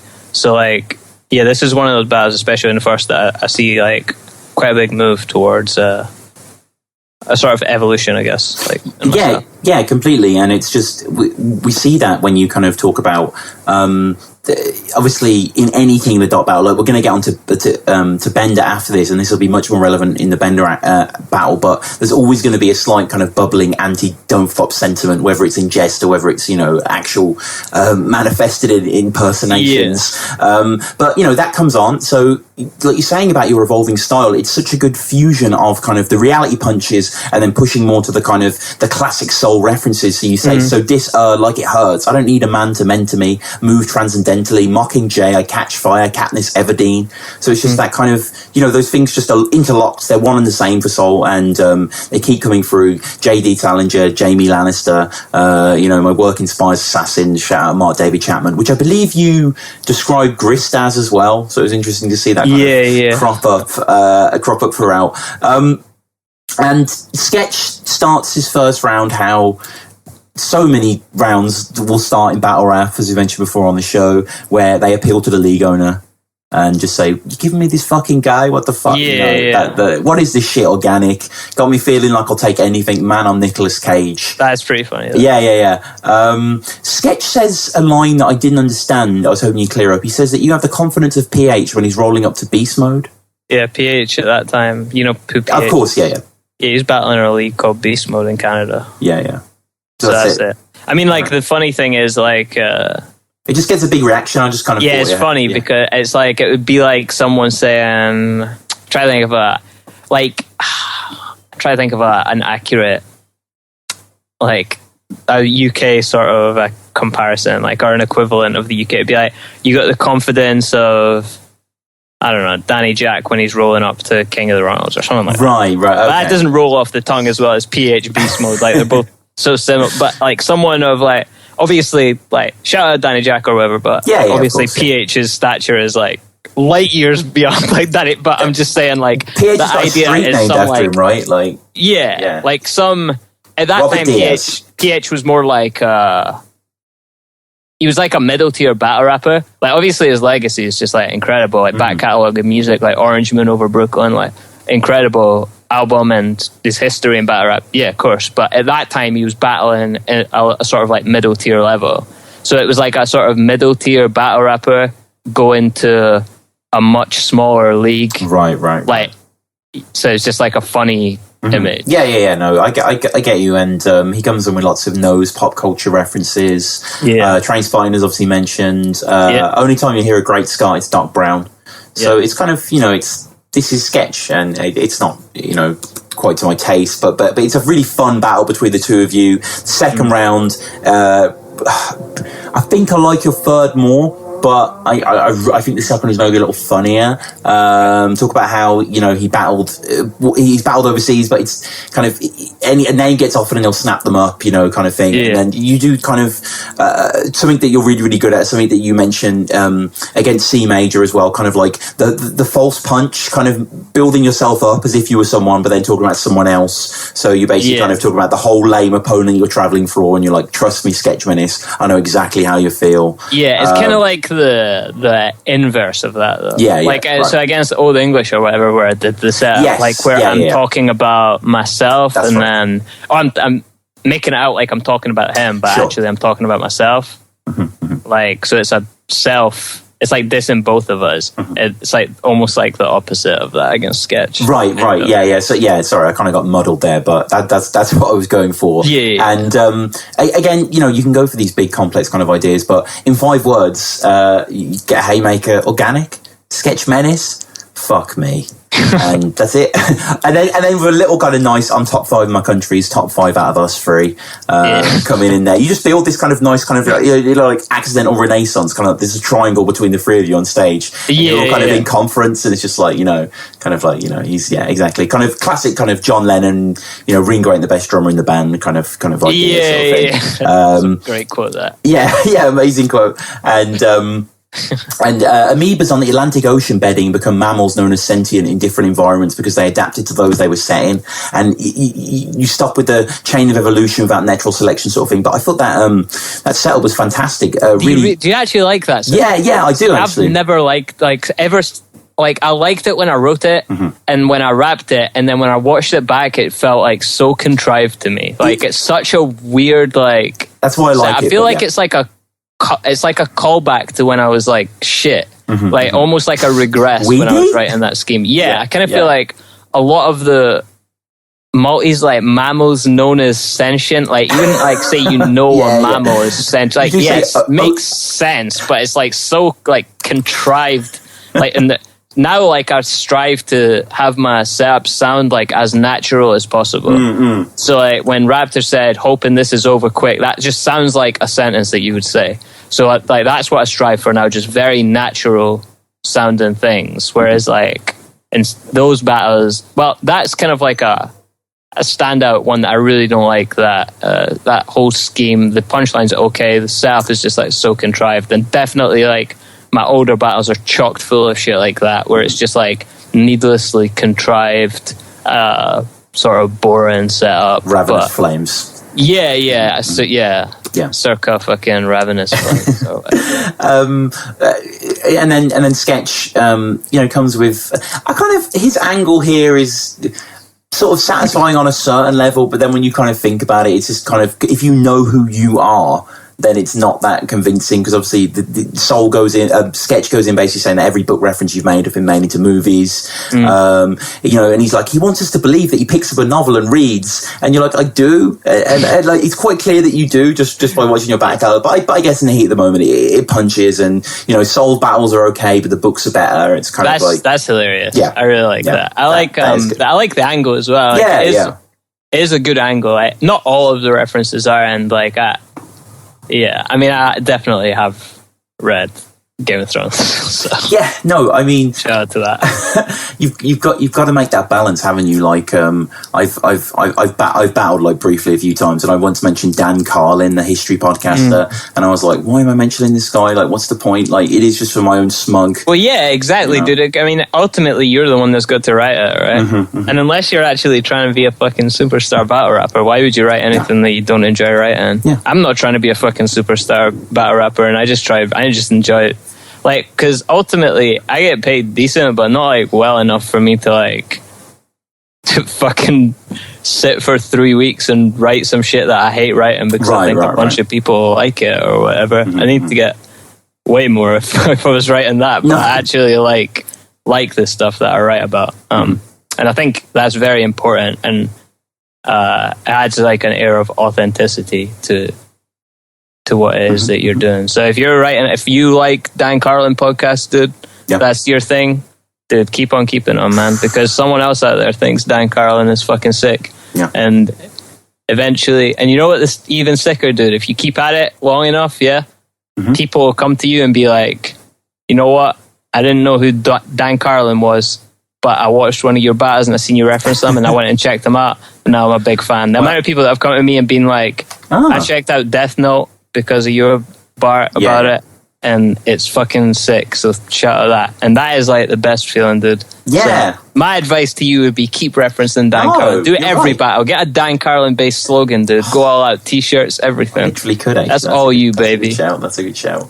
He'd be perplexed. He just kind of covers modern politics and, like, Byzantium kind of stuff, so he'd be confused. But I know briefly about the Byzantines. Mainly, most of my knowledge is learned through Civilization games by Sid Meier. Shout out Alpha Centauri, man. Alpha Centauri is decent. I found, like, the evolution chain, like the research, to be kind of like RNG on it, and the alien races were kind of like overpowered once you could get, like, biological shit. That was kind of broken. Civ 5's like a much more balanced game. No, I kind of know it just through, like, friend shelves and stuff rather than actually playing. Really? I'm aware of the games. I'm aware of the games. Civ is a great game, but especially if you're, like, a control freak. Do you not know Dan Carlin then? Or Nah, I don't know. Oh, okay. Well, I would urge everyone to listen to Hardcore History. Basically, this is, like, kind of long form. Each episode's like 5 hours. There's, like, 5 episodes a season. He'll just do, like, World War II. And he'll just kind of, like, read directly from the diaries of soldiers and generals and kind of within a context of the stuff. It's absolutely brilliant, actually. I just listened to one about Gallipoli. It was horrifying, especially the trenches, and just beating them with shovels. There were so many flies that the flies wouldn't even move when you hit the shovel. It's crazy. But we're in battle rap, people, and forget Dunkirk. This is Soul versus Sketch Menace. This is, this is just as not as important. That's very offensive, but, you know, just as relevant. So, Low, you mentioned how Low battled Sketch, and Sketch mentioned his 9s, and kind of saying Smack's changing their slogan to "We on Sketch Menace time," and Sketch like, "That's my shit now," and then you're kind of interrupting, you're like, literally Sketch Menace time, and like, you're just coming with these kind of dismissive, really tart, almost David Walliams sass, like, just laying down for him, like, I'm a better writer than you, I've got more personality than you, I'm Scottish in a Canadian battle, it's giving me an edge, I'm new, like, Yeah, exactly, dude. Like, that's the lucky thing about that battle as well, is everyone thought it was going to be shit. That's what I'm saying, like, expectations are, like, very important. The shitter people think your battle is going to be, the more easy it is for it to be a great battle. That's why it's so impressive that a battle like Pat vs. Hollow lives up to expectations. You know what I mean? Yeah. How can that battle live up to expectations? It's impossible, and it does. So that is, like, shout out to those guys. But almost every battle that has super high expectations, like, in history, I can think of maybe, like, 2 that lived up to their expectations. And it would be Hollow vs. Pat and Ilmac Thesaurus.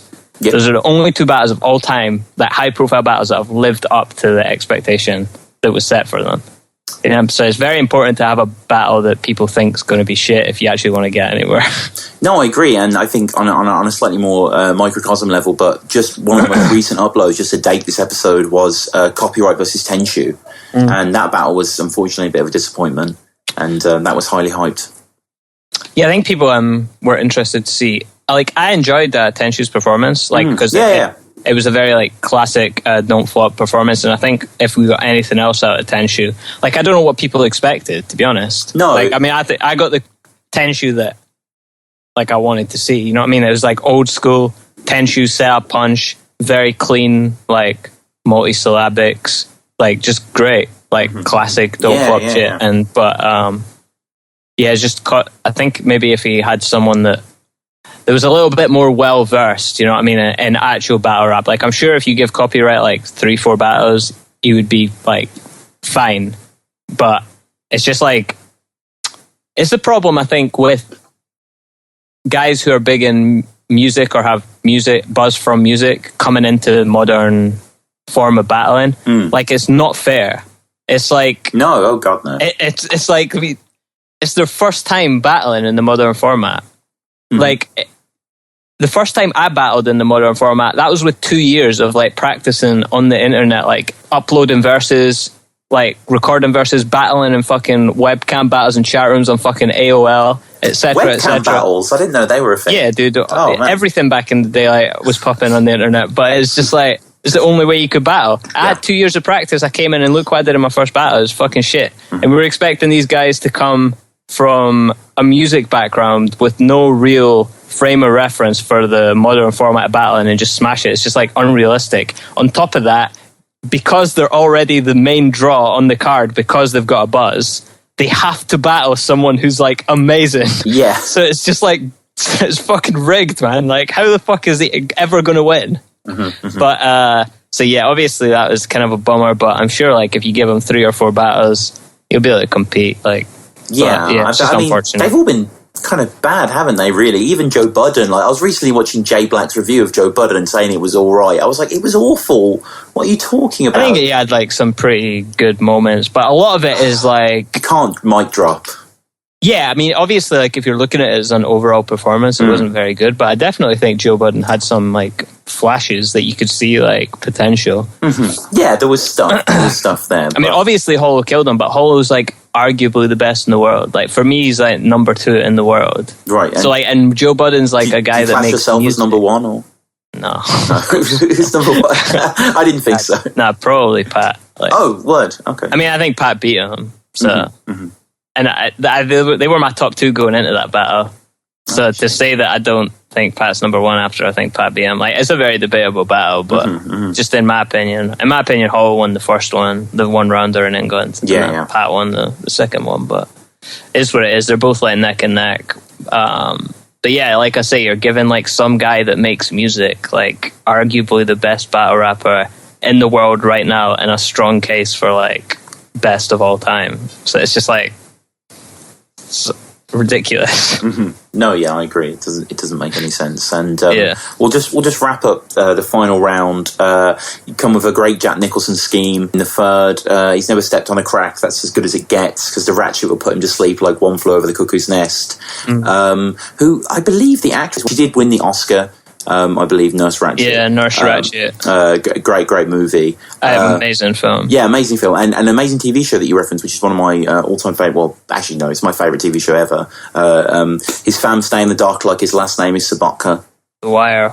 Yeah, The Wire. My favourite TV show of all time. Yeah, unbelievable. And the first ever compilation that I made, you can find it on YouTube if you search the best wire bars in battle rap. I made a compilation going from a lot of your bars, of course, but we have bars from Tony, Ognios says to Real Deal, Prez Beluski as cop first, then a teacher. Which is probably the best one. Some really, really good stuff there. I just want to quickly shout out as well, Caught on the Wire, which is a podcast that my 2 friends who I went to university with, they finished it now, but they reviewed every single episode, and some of the episodes go on for more than 2.5 hours. It's ridiculous in depth. Alex and Toby, I'm very proud of them. It's an incredible listen. Are they your friends? Yeah, they're my friends, yeah. Yeah, I've listened to that podcast. Oh, have you? Yeah. Oh, no way. That's brilliant. What did you think?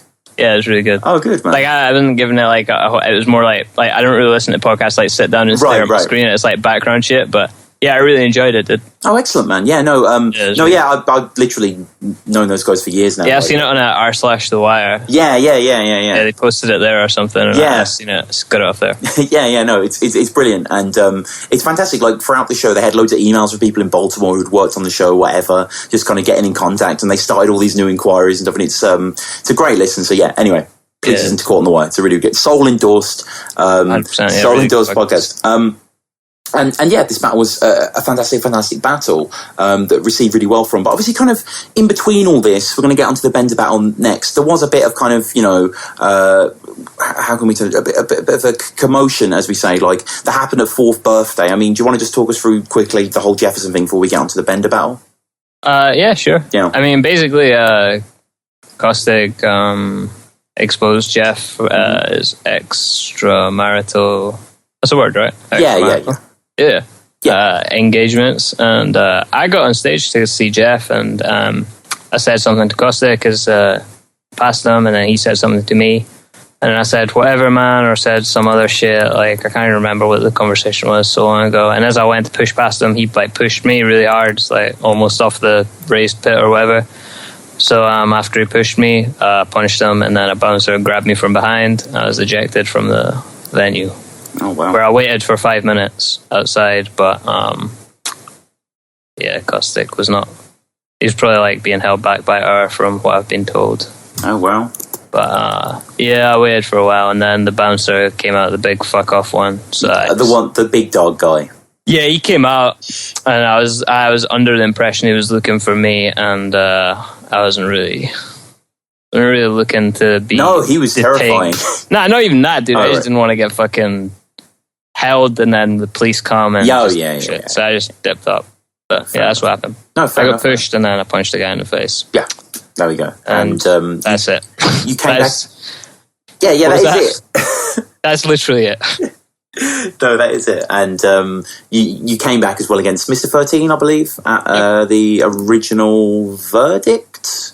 Yeah, I think Verdict. Yeah, Verdict was it as well. That was the only Verdict, right? I think so, yeah. I was thinking, like, I was under the impression that Checkpoint and Sunburn originally were kind of one-off events, but obviously they've kind of done more and more in Revival as well. But, I mean, what's the difference between Verdict and Checkpoint? There isn't really any fucking No, difference. I guess it's just kind the of... name. Yeah, literally the name. Like, I remember on the original Verdict flyer as well, the one with kind of 100 bullets and Thesaurus at the top. Yeah, the green and black one, right? Yeah, it had like an alien on it or something. It had like a sort of... Wasn't it like the Diablo thing? Was it? I swear to God, the picture, it was like Sam Ridgway done it. I swear it was like the Diablo logo. It could be. It definitely could be, yeah. But it just looked a bit... I don't know, normally they kind of have that boom bat, throw bat style, and this one just looked very kind of Ridley Scott-esque. Yeah. You know, it was just a bit interesting. But, you know, we'll get into another really anticipated clash. Obviously, this is you going against Bender at World Down 5. Now, I mean, how did it feel? Obviously, you're returning to King of the Dart again, kind of highly anticipated guest, you know, kind of almost, perhaps you're seen, to put this into another, like, kind of almost how DNA 100 Bullets are seen in Don't Flop, kind of like, you know, warmly welcomed international guests that people, enjoy seeing, and kind of, it's not like, for example, when, say, I don't know, when Lotta Zay came over for 6th birthday and people don't really know who this guy is, he's never been here before, you know what I mean? Chances are they know you, they know who you are, they've probably seen the sketch battle, and amongst other things, and you're coming here with an interesting context, though. You're not just coming with that. You're coming with the fact that had just cancelled a battle with Sketchmenace or something like that. So a lot of fuckery had gone down in some way or another, a lot of drama.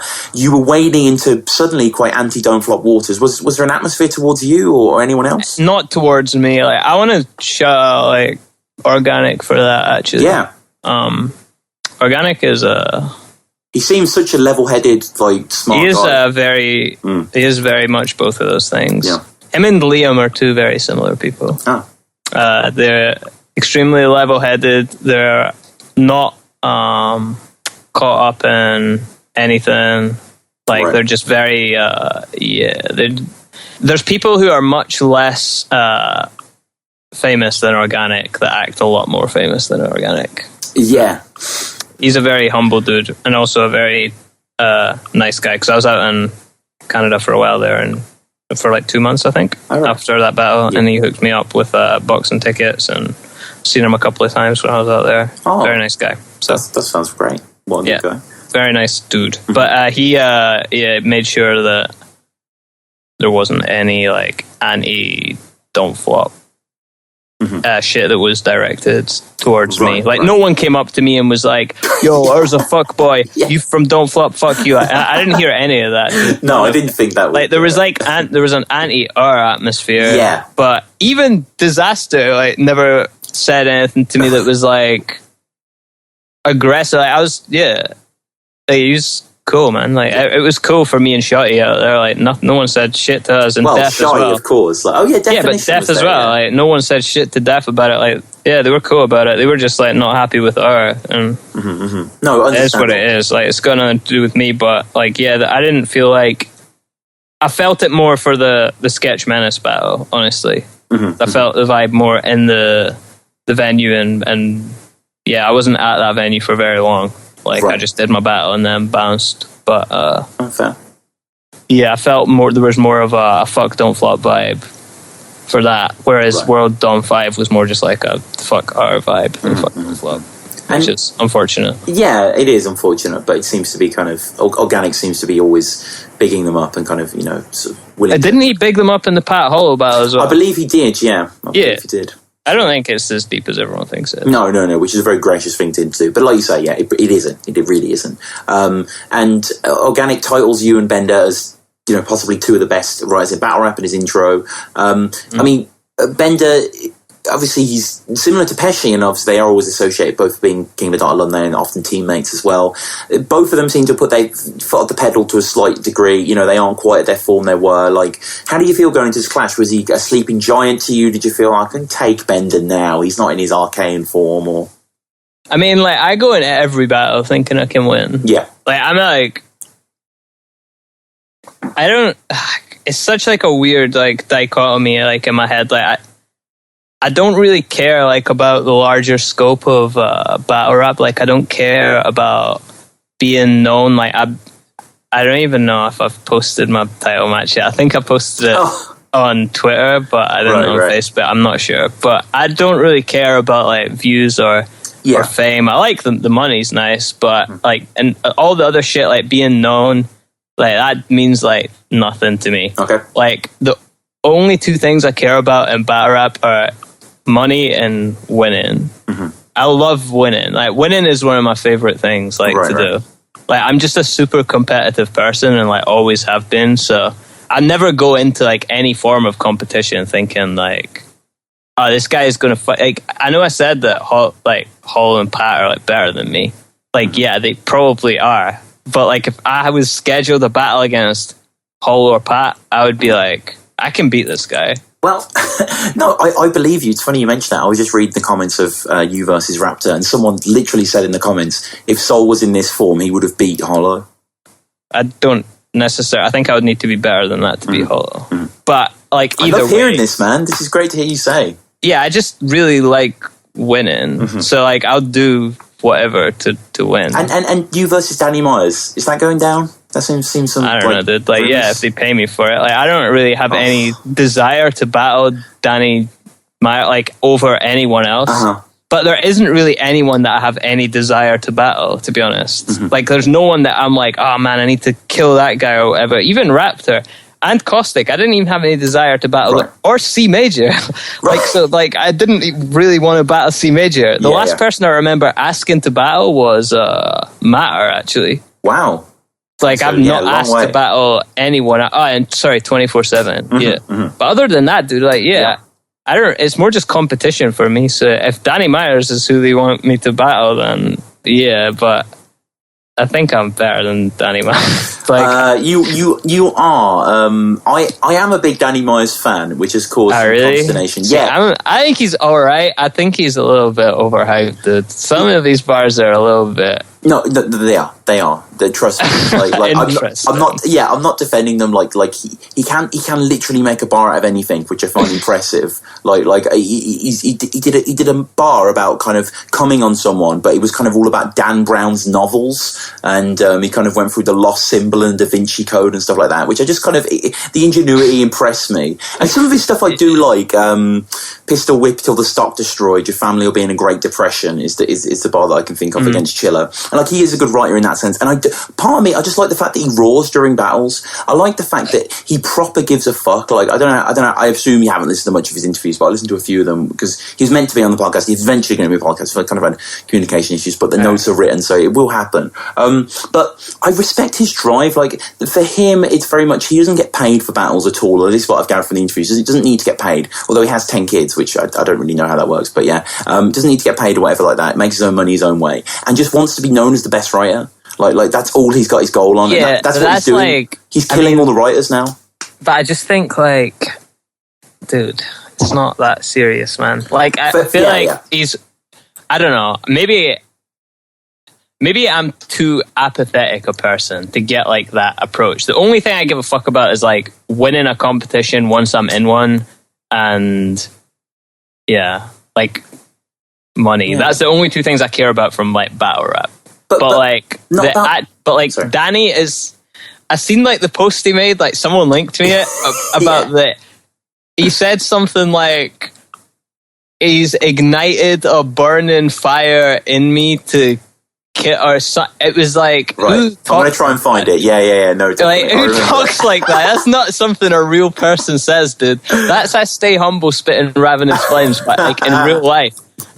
Like that's something an anime character says, dude. That's not real life. Like no. I don't know, man. It feels like Danny Myers is almost like a persona. Like I feel like I don't know. Maybe I feel like a lot of battle rappers get swallowed by their battle persona, and it becomes impossible to tell the two apart.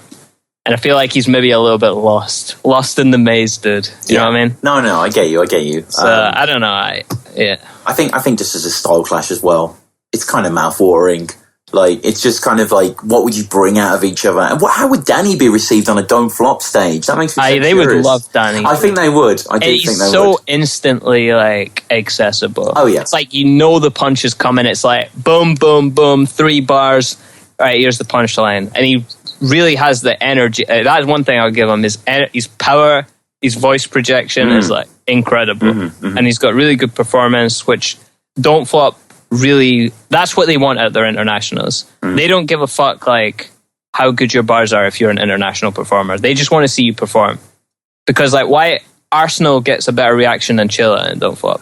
Yeah. Oh yeah, hugely. And Arsenal is like he's pretty good, has some pretty good bars, but mainly he's like performance. Charlie Clips gets a better reaction than fucking I don't know. Whatever, like some good writer. Like the good writers that come from abroad rarely get like a huge reaction. Lou Cypher, they put him against Shocks on 7th birthday or whatever, and it was like flopped. Like just no one was really reacting because they just want to see like the Americans like spaz out. So when Danny Jack, if he bowed me on Don't Flop, he would be at like a pretty big advantage, I think, and I'd have to do something to like diffuse it. Wow. Okay. There's another battle. Do you mean Danny Myers? What did I say? Danny Jack. Shit. That could be contextually dangerous, but we'll push on. Maybe that could happen. I don't know. On some training days events. Like they're both black. No. What? No. I mean, just in terms of like someone could like clip this interview. Oh, right. And be like, he was so versus Danny Jack. Yeah, because you said like he could be quite dangerous, but you know. I don't know. I mean, shout out Danny Jack, man. Yeah, no. Cool guy. Definitely. He seems like a really funny guy, and he seems like a nice dude. He does. He does seem like a good guy. So yeah, we'll push on to say to the Bender battle finally. So let me ask you a question, Ben. How do you have any friends when you're a middle-aged alcoholic battle rapper that wets the bed? Yo, you know that you're pathetic when you pull chicks on MSN, have sex with them, pull the condom off, and the inside looks like yellow phlegm. Yo. Bender, who wishes happy birthday to Respect BA in his intro, which, did that throw you off a bit? Was that just a bit like, okay, this was just... It's just a funny name to hear. Like, yeah. One I hadn't heard in a while. No. Yeah, I do really like Bender for obvious reasons. As someone who he's a beast like this, he's a brilliant writer. He's maybe, as I said before, not on his kind of best performances, but he's absolutely brilliant. Some of his best battles, Sid Vicious battle is absolutely fantastic. I quite like his archaic battle as well. That's a bit more really of more kind of a relic-y one. Stargazing like Carl Sagan. And something like he has this kind of bad bar. He's talking about like it ain't 6:30 in the capital, but you'll see Big Ben hands down. That's not a bad bar. Yeah, it's not bad. It's not bad. That's a good bar. Yeah. People are too people are too like. I don't know. I feel like the bad bar term is a little bit overused now. Like, right. I think like the term bad bar should be like reserved for because there's a fair amount of them, dude. So if we start applying bad bar to Big Ben hands down, like I think we're going to be here. Like there's a lot of bars worse than that from that event. I should take that back. That's actually a good bar. Okay, is this a bad bar then? Just to clarify, something that Archaic says in the same battle, where he says he compares Bender to a holiday, a boozy holiday, because you're too weak, Bender. Nah, I'd put it on the borderline. Okay. I think bad bar is that's not like a great bar, like obviously, right. But it's not bad. Like it's a bad bar is just like holy shit, dude. There's so many of them. Like listening to like the industry episode, I just watched that the other day. That shit's hilarious. When there's bars out there like they call me stand still because I just fucking stand still. Like you can't have like that being a bad bar. Like it's not the same tier as that. You know what I mean? No, I agree. Like you need a very a very defined tier for bad bars. I don't think we can put that in it. Otherwise, it just becomes too big. No, you're completely right. And big up Bagnall and Bad Bars. Definitely check out that whole series. But yeah, like you said, the industry one just came out. Huge aggression and enthusiasm in your first. A theme that you go on throughout the entire battle is his battle with sobriety. How drunk do you have to be to think that Sharon Bar needs an explanation? Which is really good. And then you play Hawk to Queen's Flip. You do a little bit of poaching here, begging for attention in battles. I call him Queen's Flip. Yeah, it was fucked up because like the battle not that long before me, Psychosis done it, and he was like, I was going to say, of the day. Yeah. That's one of the worst things that can happen in battle rap, and also another benefit to being extremely obscure with your references. And not like too topical, because if it's too topical, everyone's going to do it. You know That's so true. That's so true. And then especially if you're like a main event, brilliant. Now you've had like 4 battles before you that all reference the exact same shit as you. So.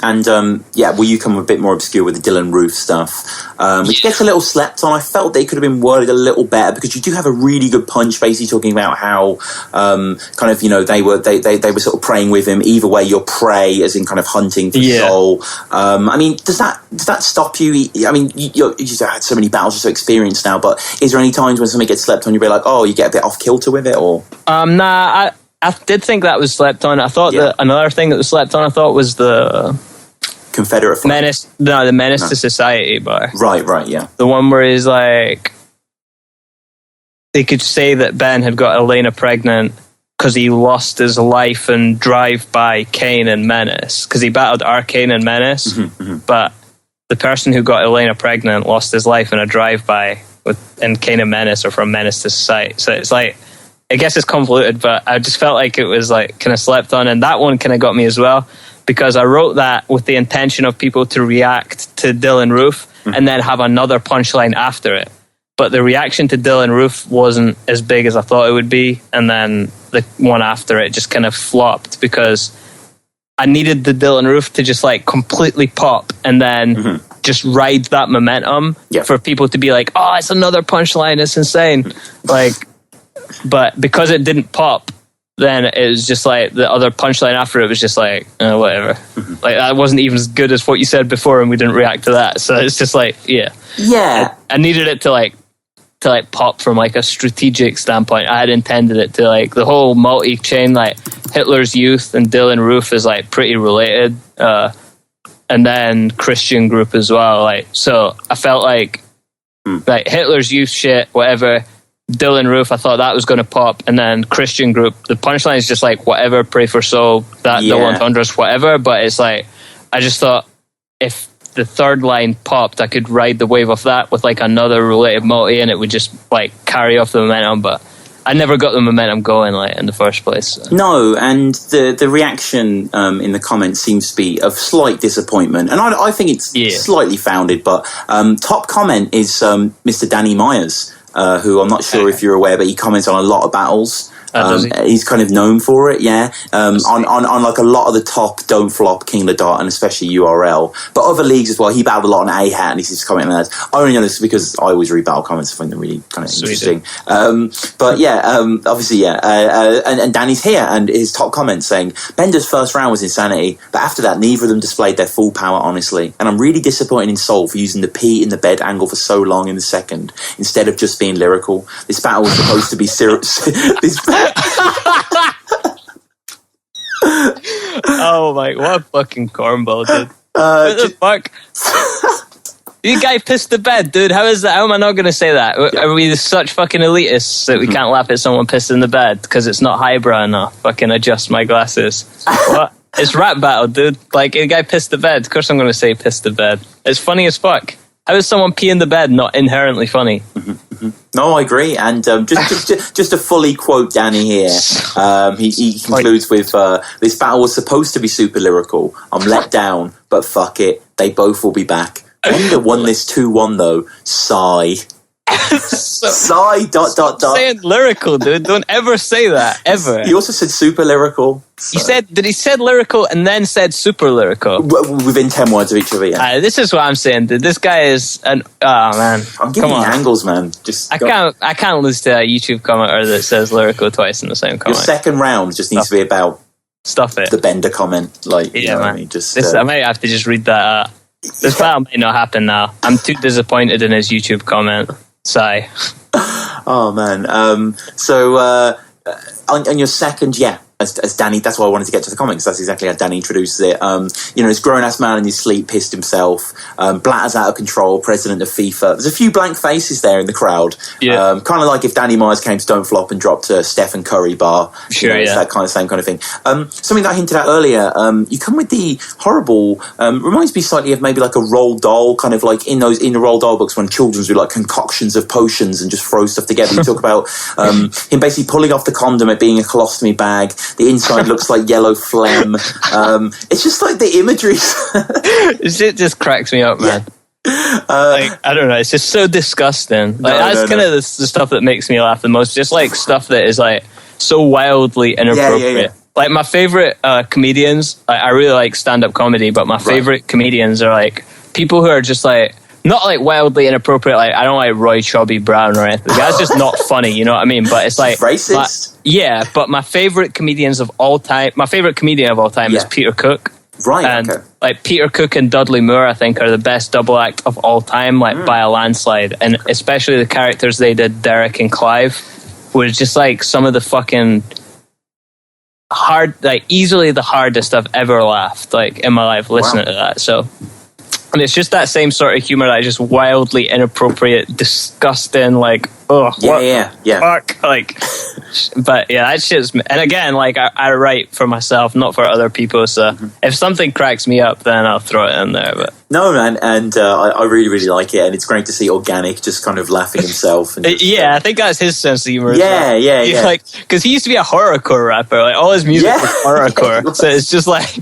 He talks about, like, fucking, like, Disaster Sister in the ass and stuff. And he was like a horrorcore rapper. He's wrote worse than that, come on. Yeah, oh my god, yeah. Like, he's gonna be like... Yo, dude, it's Canada, you know. Yeah, exactly. She's not going to be the one, man. And you talk about Bender taking out a girl and like piss leaking out, and like had that bitch stepping in puddles like chivalry's dead. Really like that line, and then you just go in on him a bit more seriously. Then basically talking about how he had quoted, basically saying that he was legendary as a drunk. And you go on how fucking prophetic like a drunk, how he wrecked his life. Basically, people out there dying based on race. You're dying from a path that you chose. That's why Black Lives Matter and Black Livers don't. Big haymaker at the end there, and just bringing that all around. So I guess were you aware that people were going to be like, oh, it's Soul Bender. We want this kind of bar to bar to bar to bar haymaker, or you were still going to come with angles. Yeah, but I mean, they didn't want that though, because like my third round was just like dead silence. I don't know. It was just a weird one, man. Like, I feel like that was one of the ones that I was just like, a lot of the times when I come away from a battle that I feel like I lost or didn't feel like I performed, I'll watch the battle back and be like, I could have done this different, or I could have done that different, like from a strategic standpoint or whatever. But when I watched the Bender one back, I was like, I don't know what I could have done differently here, man. Like, this all looks and sounds like pretty solid, but it's just like, yeah, it's just weird. Spark, it just didn't pop. Like, I think maybe it's like, I don't know. I felt like it was, we both tried like different things because it both makes sense for us, like strategically. Like, because if Bender just came with his like normal style of doing like a bunch of related multis, like I definitely would have won because he would have provided, and it would have been a great battle because he would have provided that side of the battle and I would have just like attacked him personally. But because he did the personal attack and I did the personal attack, because we both thought the other one was going to do the opposite from what we did, if that makes sense. Like, so when we were thinking about the battle strategically, he thought I was going to come with just really long schemes, like every round was just going to be 32 bar schemes because it's Soul versus Bender and that's what they want. And I thought the same thing about him. So to counteract that, we both did the opposite and we both ended up doing that. But at the same time, I still think that's like an optimal strategic decision to do that or whatever, because he is more likely to come like that. So yeah, it's just a rough one, dude. It was maybe like too much of a mirror match and so much was expected of it within like the people who know us both that, again, it comes to like expectations, dude. No, completely. Like, I think from like a writing standpoint, my Bender battle is better than my Sketch Menace battle. But because you view it through the lens of like, this Sketch Menace battle, like, nothing was expected of it, and it was like a sleeper classic. Whereas me versus Bender had all this expectation that it is possible to live up to, but it's just a lot more difficult, and then you view it through like a different lens. So yeah, I think that a part of the problem is just both of us coming at the battle strategically rather than just like what was expected of us. No, I completely agree, and it is a decent watch for sure. And if you're a Soul fan or a Bender fan, it's better than you think it is. And go back to read that Danny Myers comment anyway, because it's a good one. But sounds like a classic one, dude. Right. Sounds like a lyrical one. Yeah. Super lyrical. I think Big Pun has a song called Super Lyrical, actually. Yeah, but Big Pun gets a pass to that. Yeah, no, I mean, oh my god, Capital Punishment, incredible album, so good. Don't ever compare Danny Myers to Big Pun again. I will hang up. No, I feel that. And I just wanted to say, nice MMA bar as well. 10th Planet, Changing of the Guard. Big up Eddie Bravo. Big up Eddie Bravo, dude. You're a Rogan fan, right? You listen to Joe Rogan. I was a Rogan fan. Like, I don't listen to his podcast much anymore. I used to listen to everyone, but now I don't really listen to it that much. I more listen to the Church of What's Happening Now. Yeah, Joey Diaz and Lee. Joey Diaz, his podcast, and Lee Sayat. I love that podcast. It's a really fun podcast. Yeah. Really funny. Recently, they had Dean Delray on. I don't know if you listened to that episode. The kind of really. I like their ones where they had Big John McCarthy on. Yeah. He's done it twice now. Yeah, they had an old New York cop as well who just talked about like his days like moving coke and stuff. It was really? That's interesting. It's quite a recent one. Yeah, maybe like the last. But yeah, shout out Joey Diaz and and that podcast. Yeah, amazing podcast, such a good podcast. So we'll get on to our final battle of the episode, and obviously this is a huge battle. This is one that I'm really excited to talk about because it's so fresh. It just came out, and this is you versus Raptor. When he's drunk, he gets aggressive, but that's when he writes best. But that 1 2 1 2, like a mic checking what the guy meant. You meant you want to fight, yeah? All right then. Put a nice dress, high tech, high steps. Sorry, you don't look enough like my wife yet. No. When most women tie the knot, it's the most romantic thing you do for them. His woman tied the knot in the bandages you put her in. Most women get a marriage. This was hugely hugely anticipated clash. I mean, arguably even more so than Tenchu's return versus Copyright. This was the battle of this card. This is one that everyone are looking forward to. I know you say you kind of don't live in that meta world of people building up the social expectation, and then Viewpoint, for example, and all these other forums, but Viewpoint mostly was definitely where Raptor kind of rallied his fans and built contention for it. And, you know, you were a bit more silent towards this. You were coming off the caustic thing. Did you see this as redemption? Did you see this as just you were sleeping normal now, so this would be business as usual? What was the build up? Yeah, pretty much did. Like, I was expecting myself to win. Yeah. Like, but again, like, I don't really participate in the whole build up to the battle. I find it strange that people like shit talk each other before a battle. Like, I get it before a fight, and I get it before any other form of competition except battle rap. But that people talk shit about each other, like, oh, I'm gonna do this, I'm gonna do that, I'm better than you, you're worse than me. And then the build up to that is towards them standing in front of each other and saying, I'm better than you, you're worse than me, you're shit. They just do the same thing. Again, the build up is the exact same as what they're building up to. It's a very strange thing to me. So I never really like participate in shit talking leading up. I get it from like a financial standpoint and a promotional standpoint. What I'm saying is that I don't understand why people are engaged in that. Like, why like fans enjoy like that kind of build up.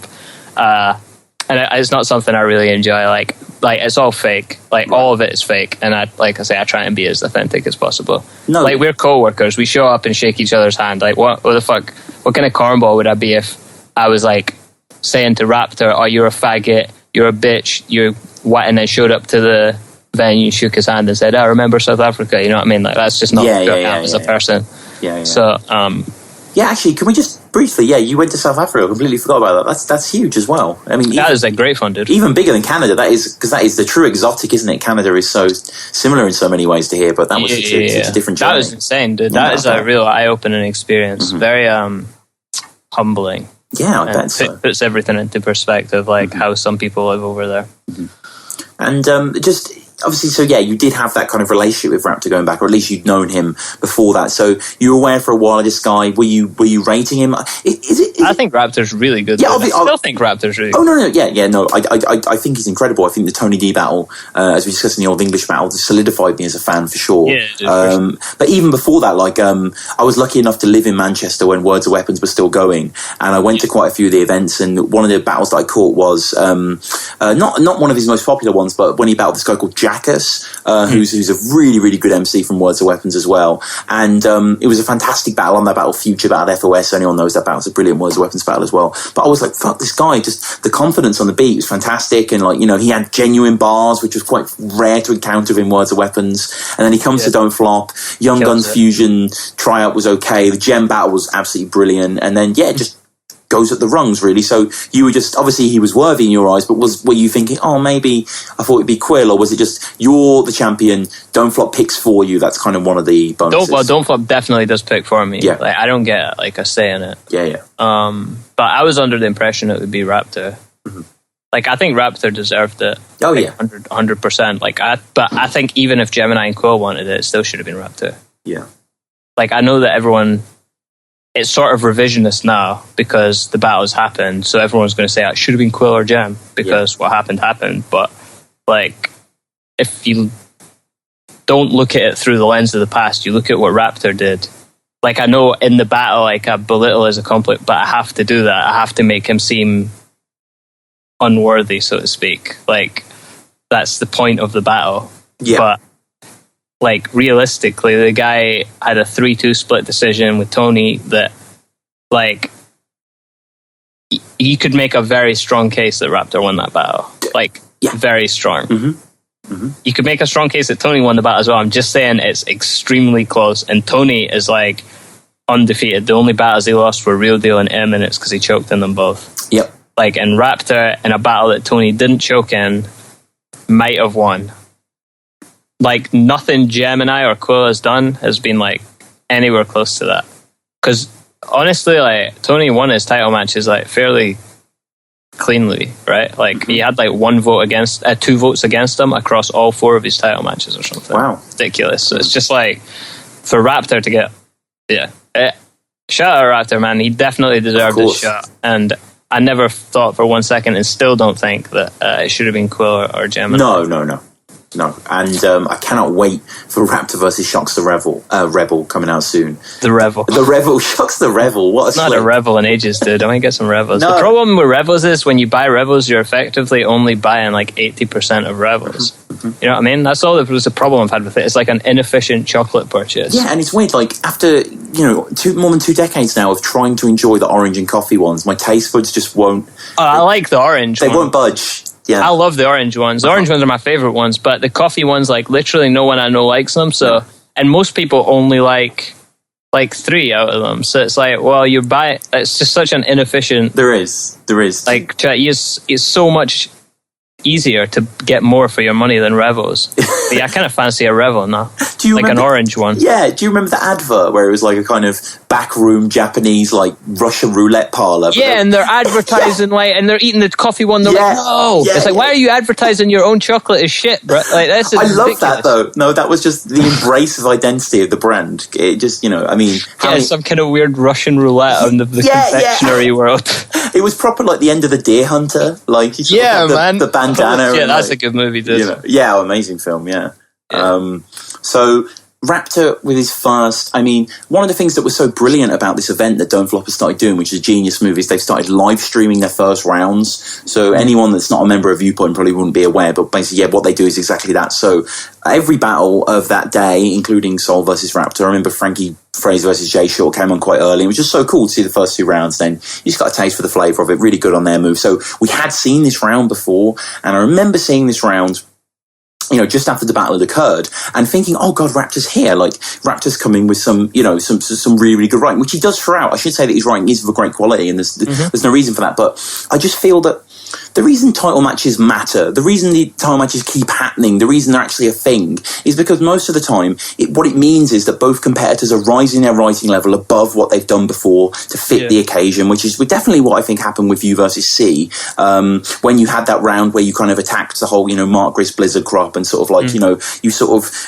use the title match and your opponent kind of as a prism on which to kind of attack wider issues and then kind of gaze them through it. And it's a really interesting thing you do. Yeah. And obviously you do that as well. We'll get onto the, you forgot one sort of thing. We'll get onto the, So whereas I feel that the sort of C performance was kind of definitely a notch up for you already as you were getting better and better and better as we keep going through. Whereas I felt that maybe Raptor's kind of Tony and Cannon rounds were maybe slightly superior to his stuff here. I don't know if you feel the same way. Perhaps it also could be, I know I keep coming back to this, could be an expectation thing. Right. Like the lens that people view a battle through is extremely important, and how the consensus forms on like how good their performance is. You know what I'm saying? Yeah, no, completely. And everyone thought Raptor was going to kill it. He was like on Viewpoint. Like, I mean, it's definitely not why I stay away from the promotional side and be I'm going to kill it. But like, if you like say all that shit, the expectation just becomes extremely high. So it's an unfortunate byproduct of me that I don't do that, because it makes my expectations very a lot easier to meet, because I don't really set any myself. Like publicly, I set them myself for myself, but not like publicly. So yeah, I think maybe and when you say that you're going to do all this and say you're going to kill it and that you're just going to murder me, then when you don't, anything less than that is makes it look worse. And when you lose the battle, it looks even worse than it would have had he just been quiet. Yeah, and quite badly. But there is some good stuff here. You don't have likability, this sort of stuff here. Too bad you can't write delivery. References all that scientific shit could make this the same on either side, like it's a line of symmetry. It's really that kind of good stuff from Raptor. Really, really good stuff here, and his delivery is really good as well. And because we haven't yet seen your rounds, we're kind of just judging it on its own merit. It does stand out and it does seem good, and he is battling. I mean, how are you feeling when he was kind of there? Like, he's quite a physical performer, he's kind of coming at you, he's got a great flow to him. It must be, it's quite a tough opponent, even right there live in front of you. Yeah. I mean, I don't get shook in battles. Right, what's the worst they can, he punched you in the face. All right, cool, man. I've been punched in the face so many times in my life. It's just like whatever, man. It's not even that bad. Like it barely hurts. Like it hurts like for maybe like 10 minutes or whatever. The worst was like for a couple of days when the guy hit me in the jaw, and it hurt to eat for a while. But that, like, other than that, it's like getting hit. There's a lot worse things that can happen than getting punched in the face. That is not as bad as everyone makes it out. So if I'm already like not scared of like the worst case scenario, like, then it's just like whatever, dude. Be as loud as you want. Yeah. No, for me, I don't. Yeah, what they're doing doesn't really affect me, other than like if they have a very good round, it makes me up my game. Whereas like in the third round, after he chokes his third round, I sort of don't perform it as aggressively as I would have had he just had like some incredible third round or whatever. Yeah. So the only thing it would do is make me up my level to try and match their intensity. Whereas by the third round of that, I was like, just judging by crowd reaction, I was like, I think I probably got this. I thought the first 2 rounds were close on stage, but I was like, once he choked the third, I was like, I've won. So sort of took my foot off the gas a bit, but that's the only way that like someone's rounds will affect me. It will only ever affect me like positively. So it wasn't like I was like, oh my god, this guy's so aggressive, like help. I was just like, whatever. No, you touch on that, talking about tucking your towel between your legs. I think in the first or second. But just to wrap up Raptors first, kind of trademark Raptor bars. I can end up behind bars much quicker than you can write them. I really like this bar, and I'm finding an odd trend in Raptors writing that I'm hoping he's going to continue in the Shocks battle. So basically, in the Tony battle, he says something about fucking Tony's bitch or something, and Finn to give her the white tip like a reef shark. Yeah. And then in this battle, he says, if you want bars, when I'm coming in abundance with punches and explosive rounds that'll blow up his defense like pufferfish. I think you're seeing an aquatic thing. Yeah, I'm hoping against Shocks he gets on his krill shit. Like, or something. Krill. Yeah. See, krill, I don't think you can really, you can do a lot of, you need to have a much more, humpback. So it's something that evokes more of an emotional response. Like if you reference Hitler, that's going to be a much bigger reaction than if you reference like a toaster or something. You know what I mean? Like the two things that evoke, like a reef shark, that's a pretty hype animal. Pufferfish, pretty cool animal, dude. Yeah. Krill, pretty much just whale food. So I think he's going to need to keep his aquatic references to hype animals. Maybe a giant squid or something. Yeah, I think so. He hates you more than a Monday shift after a Sunday binge. It must really hate me. Yeah, I mean, can you imagine, right? I think that. Can you imagine? It's quite. I had to do it a couple of times. Yeah, right. Definitely hated it. So you can't even give them replay value. How the fuck you give them their money's worth? And, solid. Yeah, and how the fuck they accept you as a champ when they can't even respect you as a man? Really nice multi. Really nice multi. Kind of plays a little bit ironically considering kind of your rounds forthcoming, but but at the time, nonetheless, at the time, it's really, really strong. And there's bars that occur sometimes in battles where you're like, we spoke about bad bars earlier, but like where does this bar sit with you? Now for me, I'm like, I don't know if I love this bar or I kind of think it's kind of lame. Laid down the material to edge it in the room like carpet fitters. I liked it. Yeah. I respected it. It felt a little PG to me, but it was. The problem was it was at the end of a really long scheme. If it had been like a 4-bar setup punch and that was a punch, it would have been like, damn. But he had a very long setup. It is a very good punch, but and his setup is really solid. It's just like he needed more impact points in it. So like a scheme now, like in the current sort of battle rap meta, is sort of measured by the amount of impact points. Like bits where people like pop. So like in my bars, you'll see more of a move towards punchlines within a scheme, whereas Raptor has like really like cool setups that are like very crisp, well, like related multis and shit like that you would just say in conversation, and then one wordplay based punchline, which isn't like really the style that's popping right now. But again, like I respect it if that's what he wants to keep doing, because I just write what I want to write, and if that's what he wants to write, then keep on keeping on, man. But it's just in this battle it didn't really work out. But no, that actual individual piece of like wordplay or that as a punchline is good. Yeah, I think you're right. Just needs like a bit of a shorter setup, maybe. I don't know. I think you're right. Actually, if that was the kind of little punch at the start, or just building out of a 4-bar setup, that could or if really that well. was like bar like 8 and like a 16-bar scheme or something. Yeah.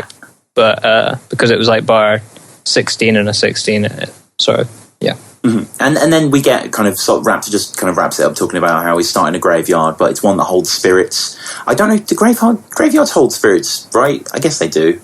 I mean, you're asking a pretty difficult question to answer there, buddy. I mean, like, do spirits even exist? Like, is there even such a thing as a spirit?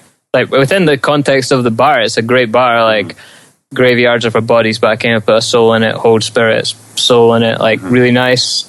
Great bar, but I mean, if you're asking for an actual explanation, I don't have one. Right. Like, I don't know the mysteries of the universe, the mysteries of what happens after we die, if anything happens. I can't help you there, bud. Sorry. So now, obviously, this is probably one of the most quoted moments of the battle. You talking about how the whole thing is absolutely fantastic, talking about the rounds that you've forgotten. Yours are one that I've been forgetting because I forgot one round, you forgot 27. But I love the whole, like, 6 months before you hadn't elected Jed by referendum.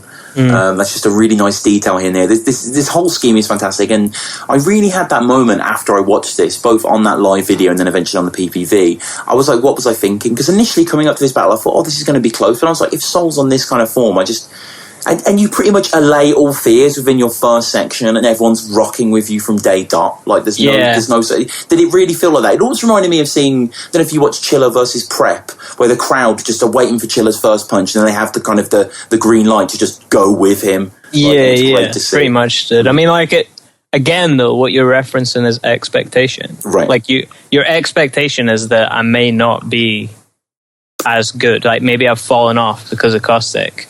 So even like you, who I would class as a pretty like you like my stuff, right? You enjoy my battles, right? So even like imagine like a casual person someone who doesn't like particularly think I'm that good, or like thinks I'm all right, or is just like a Don't Flop fan and I happen to be the champ of Don't Flop or whatever. Like they're gonna like have an even lower like bar set. So that battle was all just sort of set up for me to do really well, and just again stars align and just sort of fortunate that was what the expectations were. So then I mean the 27 wasn't like something that I wrote to be like to get like a reaction or anything. Like I was legitimately surprised when people reacted to it, because I wrote it to be like, because again, like it's an authenticity thing. Like that is what I was feeling. Like as much as I stay away from like the drama side and the sort of overall meta and shit, like it's impossible to stay away from it when people are literally like tweeting it to you like 24/7. You know what I mean? Unless I literally deactivate my social media, which I've considered doing numerous times. But like literally like after the caustic battle, I was getting like quite a lot of like abuse from people, and the abuse itself didn't upset me, but it was like the people that it's like 6 months before, literally you guys thought I was like the fucking best thing since sliced bread, and then like I choke once, and then like all of my like all of the years that I battled for free, all of the years that I battled for little to no money, and the 10 battles that I did last year are completely thrown out the window because for 2 nights I didn't get some sleep. And that kind of like upset me, because I felt like all this work I put in, and it's literally for nothing, because none of it's real. It's just like it can all just be gone like within one battle. It's like, what have you done for me lately type thing. So I like really like I was upset by it, and that's why I wrote that, because it was real. It was what I was feeling at the time. I was like, these guys legitimately forgot the other 27 rounds that I did that year based off one.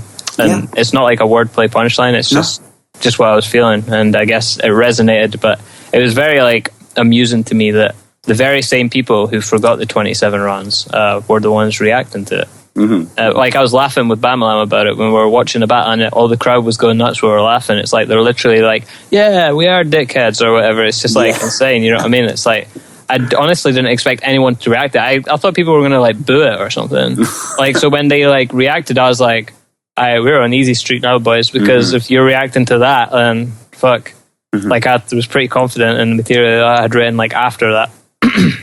No, the material is incredible. And just to stick on the 27 thing for a thing. I mean, many things. First of all, I love that you don't open going at Raptor's throat. He opens going at yours. You just open just clearing the air, which is so of you and just so kind of why people like you so much, because you're very aware of the context in which you rap and the world in which you rap. And maybe you're not so in depth with the viewpoint and the hashtags, but you just have such foreknowledge of this thing, and you really have been here for so long. And it is so hard. And I think the reason why I love the bar so much, it made me reaffirm some of my core beliefs in battle rap. That bar, like after that bar, I was like, I've been hating unfairly on B Magic. Like, I love B Magic; it's one of my favorites. And I was like, I've forgotten his 27 rounds, so to speak. You know what I mean? Like, because B Magic kind of, I don't know if anyone's been following his career closely. He's kind of openly said that he's going to leave battle rap. He doesn't really care anymore. He hasn't cared since the Conceited battle, although he did have a fantastic battle with Iron Solomon that's coming out pretty soon. But yeah, he's kind of been taking checks for leagues and kind of thrown in, and Moneybags kind of washed him on RBE and stuff like that. But you know, blah, blah. So I was thinking all that stuff. And also just finally want to shout to my guy, Ryan Morgan, who does like battle rap vlogs. I know who he is. Yeah, you know Ryan Morgan. Because as soon as you drop that bar, the reason I just mentioned him is because the camera just cuts to him like with a stank face on, just like kind of tilting his head to the side dramatically on the stage. Oh, really? Yeah, it's great. And he's the only person you see. He doesn't cut to the crowd, it cuts to this guy, and then it just kind of cuts over Raptor's shoulder and you get everyone going mad. But shout out to Ryan Morgan. We're going to try and, we've been in contact, we're going to try and work on something soon. But big up his channel as well. I think it's Ryan Morgan Media. He's got lots of interviews with people. He's been doing battle rap for a very long time. Yeah, I remember him pre Lunar Mania, actually. Wow. Yep. God, I didn't realize it was around that long. That's amazing. Okay, awesome. But yeah, definitely check out his stuff. Ryan Morgan Media. But and yeah. So again, you're not scared by anything that's going to happen in a battle. You realise you've been poked whatever so many times, and also just the fact that nothing really does kick off unless you're half or whatever. So like, he can be aggressive and I'll tuck my tail and probably choke. Well, I got a game plan for this rowdy bitch. I'm Holly Holmes' boxing coach. Bagnall, who obviously is known for kind of reacting, he reacts. It kind of sounds like he's taking his final snatch of breath before going underwater. He's like, ugh! Just kind of like he's just like stunned by that bar, and the crowd obviously go mad as well. I saw someone in the comments say that bar was overhyped, and then someone in the comments explained that Rowdy was Ronda Rousey's actual nickname, which I guess some people wouldn't have known. I kind of know surface MMA. I appreciate you're a big fan. But the guy kind of replied like, "Oh, that is hard." And I was just like, it was just great to see someone learn how good a bar was in text, and just come with fantastic stuff here. And again, you're harking back to the new, people who are vying for the chain potentially. I know Gemini, I think he commented recently, going to have Gemini on the podcast, I should say, as well, quite soon. Huge fan of Gemini. Yeah, absolutely brilliant. And I think he commented recently on Facebook saying that he was flattered by all the people wanting him to kind of, vie for the championship, but it's just, he's going to do it in his own time. It is going to happen, but, he's just kind of got other things on at the moment, and you kind of build up this sense of legacy of the opponents currently vying for the chain. Go from Big T, Gem's incredible line against Big T, turn Big T to a string vest, but you're more like a string vest because you're a see-through wife beater to Raptor. Obviously, that gets a huge reaction as well. Obviously, you're going on this angle kind of with Raptor and morphing that Big T line through it and stuff like that. And just, this first round, people are just going mad about this first round, Soul. It must be something you're really proud of. I mean, yeah, I guess. Like, I'm happy that I won the battle, and I'm happy that the first round worked. People's reaction to it, like, my only feelings on it are that I'm glad that first round helped me win. Mm-hmm. Like, I won the battle, in part due to that first round. It was like a big reason that I won the battle. So that's why I like it. Whether or not other people that aren't me and the 7 people judging, I liked it, is kind of whatever to me at this point. Just because I've seen like how fickle like that love is or whatever. Not love, but like how fickle sort of people can be. I try not to put too much into it or let myself be too happy about, oh, look how many people love me, look how many people like me, because ultimately that's all like extremely temporary. So yeah, it's cool that they like it, and I'm glad that people enjoy it, like, for their sake. But for me, I'm just kind of like whatever about it, honestly. Yeah, no, fair enough. And after such a mighty round of such a fantastic angles and just the conviction and execution's terrific, Raptor calls you a weasel. That's how he starts his second. Sure. And then a misjudgment on Raptor's part, which a few people have been quick to comment on. You are right, Jed. I've hit a bitch, and I won't hesitate to hit a bitch again. Doesn't get any reaction. Someone actually laughs in the background, kind of cynically. It is a kind of weird moment for him, but I guess it's kind of like, you've got to come with the flip. You've got to say something. You know, you put on the spot. It's difficult, isn't it, to come with something like powerful. Yeah. Yeah, it might have been strategic oversight there. Right, yes. He has to try something. So. Yeah, exactly. At that point, he might as well, you know what I mean, try it and hope the crowd rocks with it. And you know, he's funny here as well. Talk about basically fuck you for being in the Viewpoint 16 and fuck you now for tagging you in. Yeah, that was hilarious. Yeah. That was really funny. And he does come with good stuff, but it struggles more than his first, because you have delivered your stuff, and it just makes it look just slightly more pale. Just isn't quite going with the same kind of, you know, like, you clown him again in the second with the whole kind of like SB Ace, you and I verse kind of. Snow actually had a similar bar versus Ty Law. Oh, really? So yeah. So when what was his bar? It's going to be out of this world when you and I verse each other. Oh wait, he didn't. Okay, so I thought you meant he had a similar bar to me. Oh, sorry. No. No, you don't need to be sorry. I just misunderstood. Yeah, no. All right, yeah. That's cool. Yeah, you surprised me, bro. Not just with your pen, what your pen create, but also, you know, you all know. Sorry, butchered that bar there. But basically, yeah, you slow down SVH. I don't owe Ryan's belt. You know, this sort of stuff is absolutely fantastic as well. And talk about how he basically got jealous of Shotty and major league pitcher, because after the cage he turned his back to the team. First, second, he back to base. Are you an MLB fan, or was this? No, not really. It's just something I thought of. I'm not like a baseball fan. It's just a bar that I sort of clocked a double entendre, and then sort of expanded on it, like in a sense that it is a decent metaphor for someone who came out of prison and then continued to do cocaine, because they go from the cage and then their back is to the first and second base, so you can change first second to first second, like time wise. So yeah, it just occurred to me that, and then just made it into a bar. I wouldn't say like I'm a huge MLB fan. Like, I think I watched the World Series one year, but it was pretty fucking boring, honestly. But no, yeah, I've actually caught some baseball last year live, and it's a really fun thing, like, as in, like, the whole stadium's got Wi-Fi and everyone's singing along to karaoke, and every fifth hit, like, some old player comes out to throw, like, a frisbee or something. But the actual game is, like, yeah, it's kind of... Yeah, kind of rough, dude. I feel like that's, if you need karaoke, then you're struggling. Yeah. Billy Joel, Piano Man, came on. That's pretty high. Yeah, it was all right, actually. They had the words bobble underneath, and yeah, we're just having a bit of a sing-song. But yeah, this is fantastic battle yet again. So much stuff to go through, and Raptor kind of, he just doesn't quite come with the angles for you, which is so difficult at this point. But yeah, he just kind of coming with the whole "you're a nerd" kind of thing. I'm going to out-multi you with nerd things kind of thing. Every round he goes in on how people don't get your bars.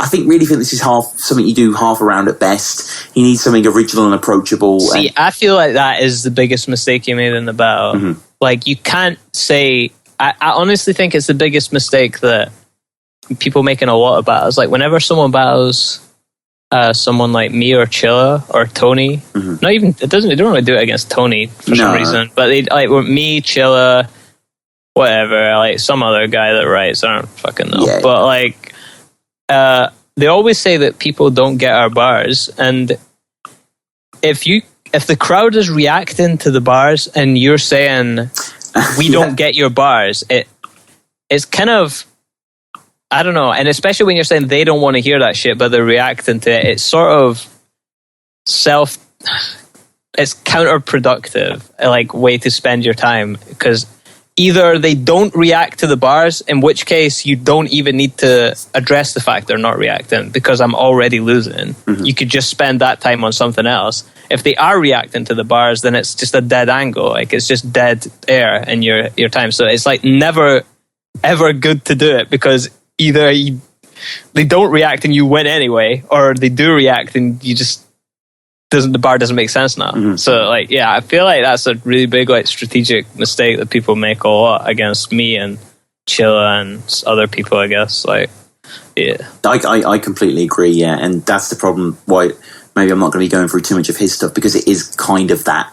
And that's where he sort of falls down. But that's not to say that Raptor isn't brilliant in the battle and doesn't really bring it. He's brilliant. His writing's brilliant. Yeah. It's just like he needs a little bit more experience, because it just, like, strategy and stuff just comes with like battling like top tier opponents and losing to them and being like, right, okay, what do I need to do differently here? Like, what did I actually lose? Because at the top level, at like top tier and top mid level, like, our bars are all pretty much the same, like comparable. And like, what sets people apart is like strategy. So like Hollow and Pat are like great strategists that are like just brilliant at like constructing an approach that's going to beat someone.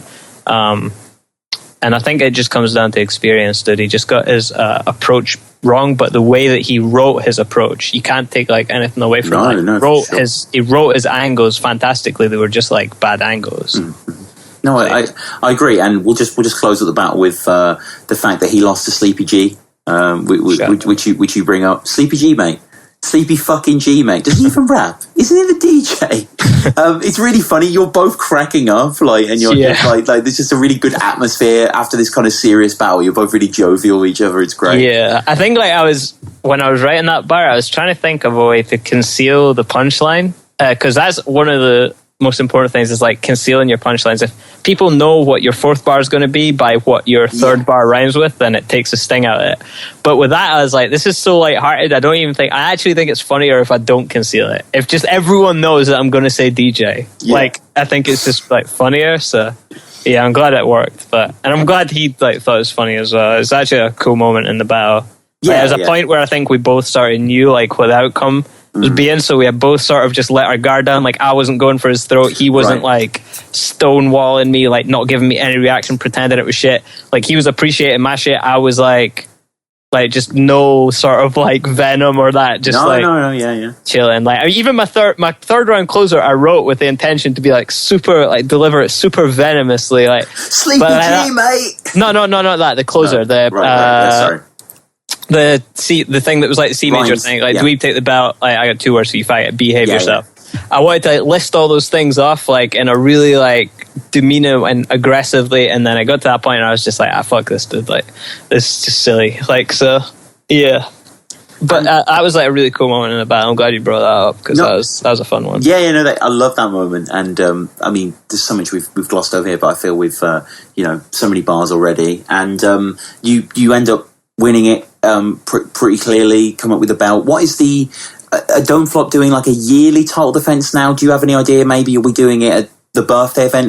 Anything set in stone? I don't know what the plan is set in stone. Right. Like, they don't tell me. Like, I only knew I was battling Raptor like 5 weeks out. Like, from the actual event, they told me 5 weeks out that I was going to be battling Raptor. I think the plan was actually different, and it got changed. But, so I won't know until the like 100%. Like, I've heard like rumors, but again, that's like from like staff and stuff, and like I can't really talk about it like publicly. No, of course, yeah. So like, I don't really want to like announce anything that's not even set in stone. Like, it's not really my place to do it anyway. So and I don't want it ruined. Like, it's exciting. Like, of course. So there's been like some talk about a title defense and who it's going to be and when it's going to be, but other than that, nothing set in stone, so we'll see. No, great. So we'll just wrap up as we wrap up every Battle Rap resume episode. I should say quickly, just follow us again. Finally, final plug at Battle Rap Resume on Twitter. Also, please subscribe on YouTube.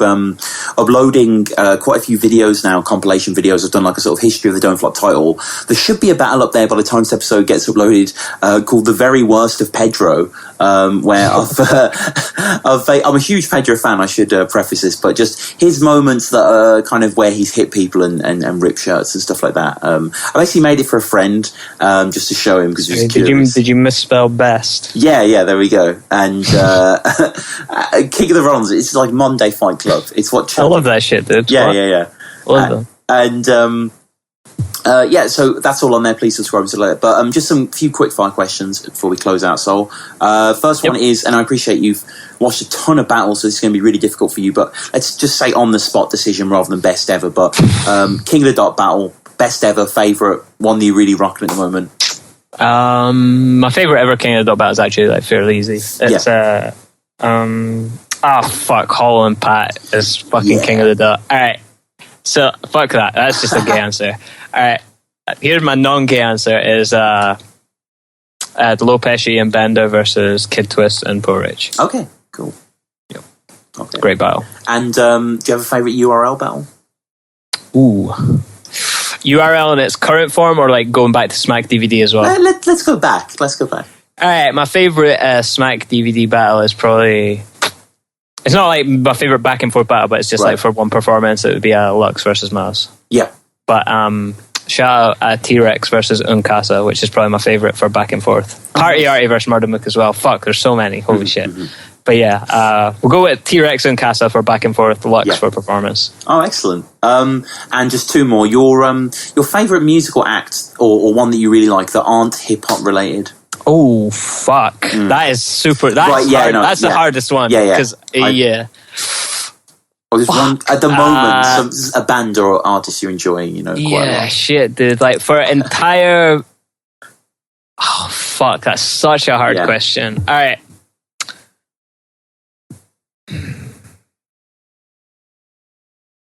Holy shit. All right, we'll go. I really like Regina Spektor. I'm a really big Regina Spektor fan. Nice, yeah. I love Far. That's the only album of hers I really listen to, but I like that a lot. Our newer one, it's not like particularly new, but what we saw from... Yeah, Cheap Seats is incredible album.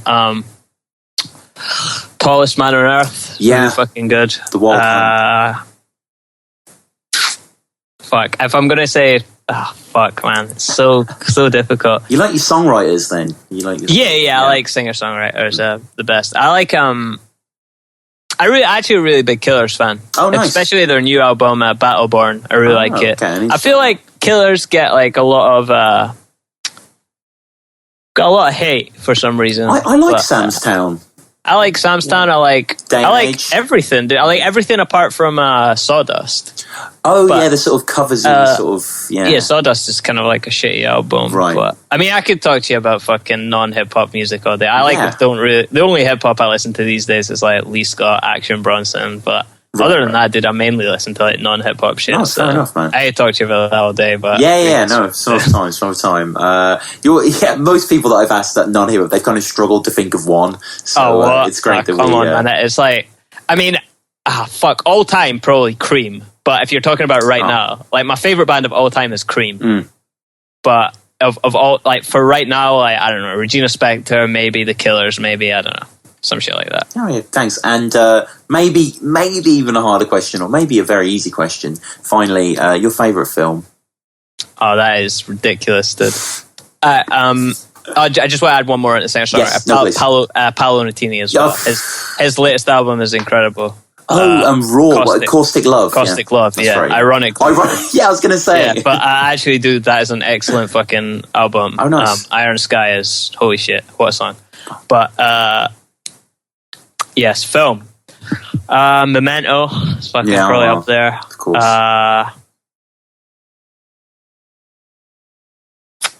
Fuck. Yeah, I'd probably say Memento. Mementos, yeah. I mean, Prestige as well is another good Nolan one. What was that? Prestige, that's another good Nolan one. Yeah. Hang on a second, there's one more. What the fuck's it called? Wait. What, Nolan? Nah. Fuck.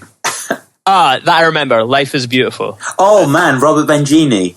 Yeah, the Italian film. one. Yeah, amazing. Yeah, film. That is a fucking great Holocaust film. Yeah. Is Life is Beautiful is up there. Memento's up there.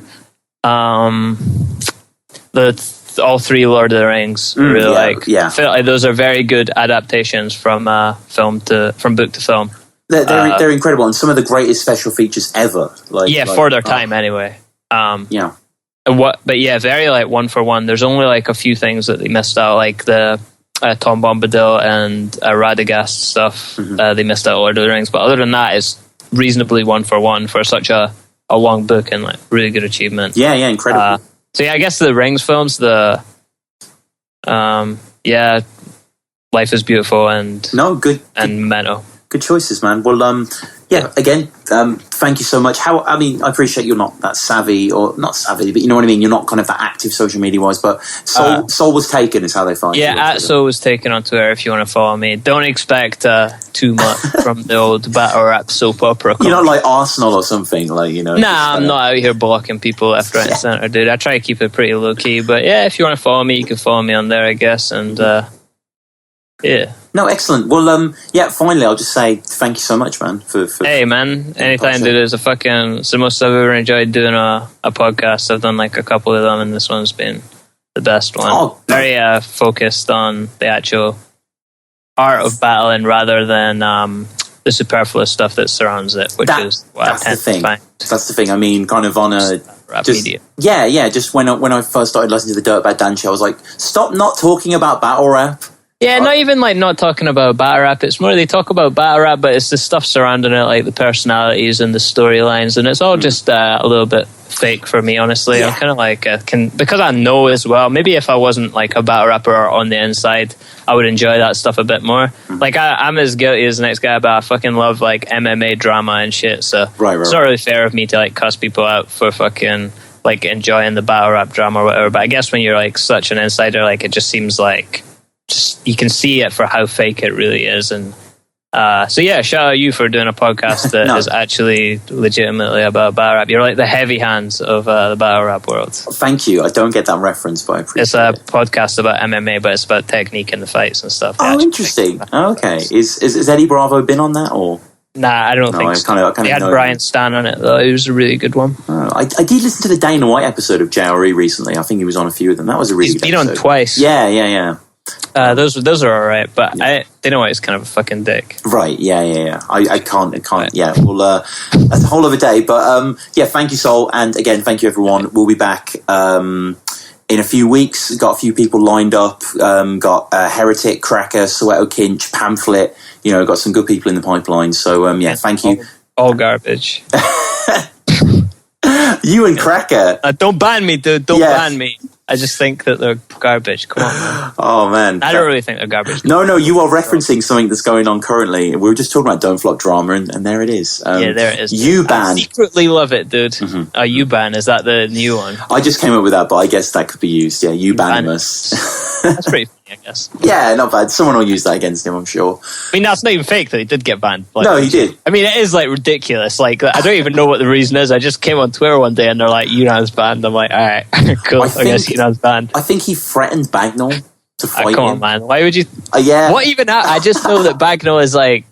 Wait, what the fuck? I'm not even going to comment on this. Like, I can't be commenting on this shit. I don't know anything about it. All right, cool. Right, Shout out. Okay. Yunan. Hope you get sunbanned soon. Yeah. And, all right. See you later, guys.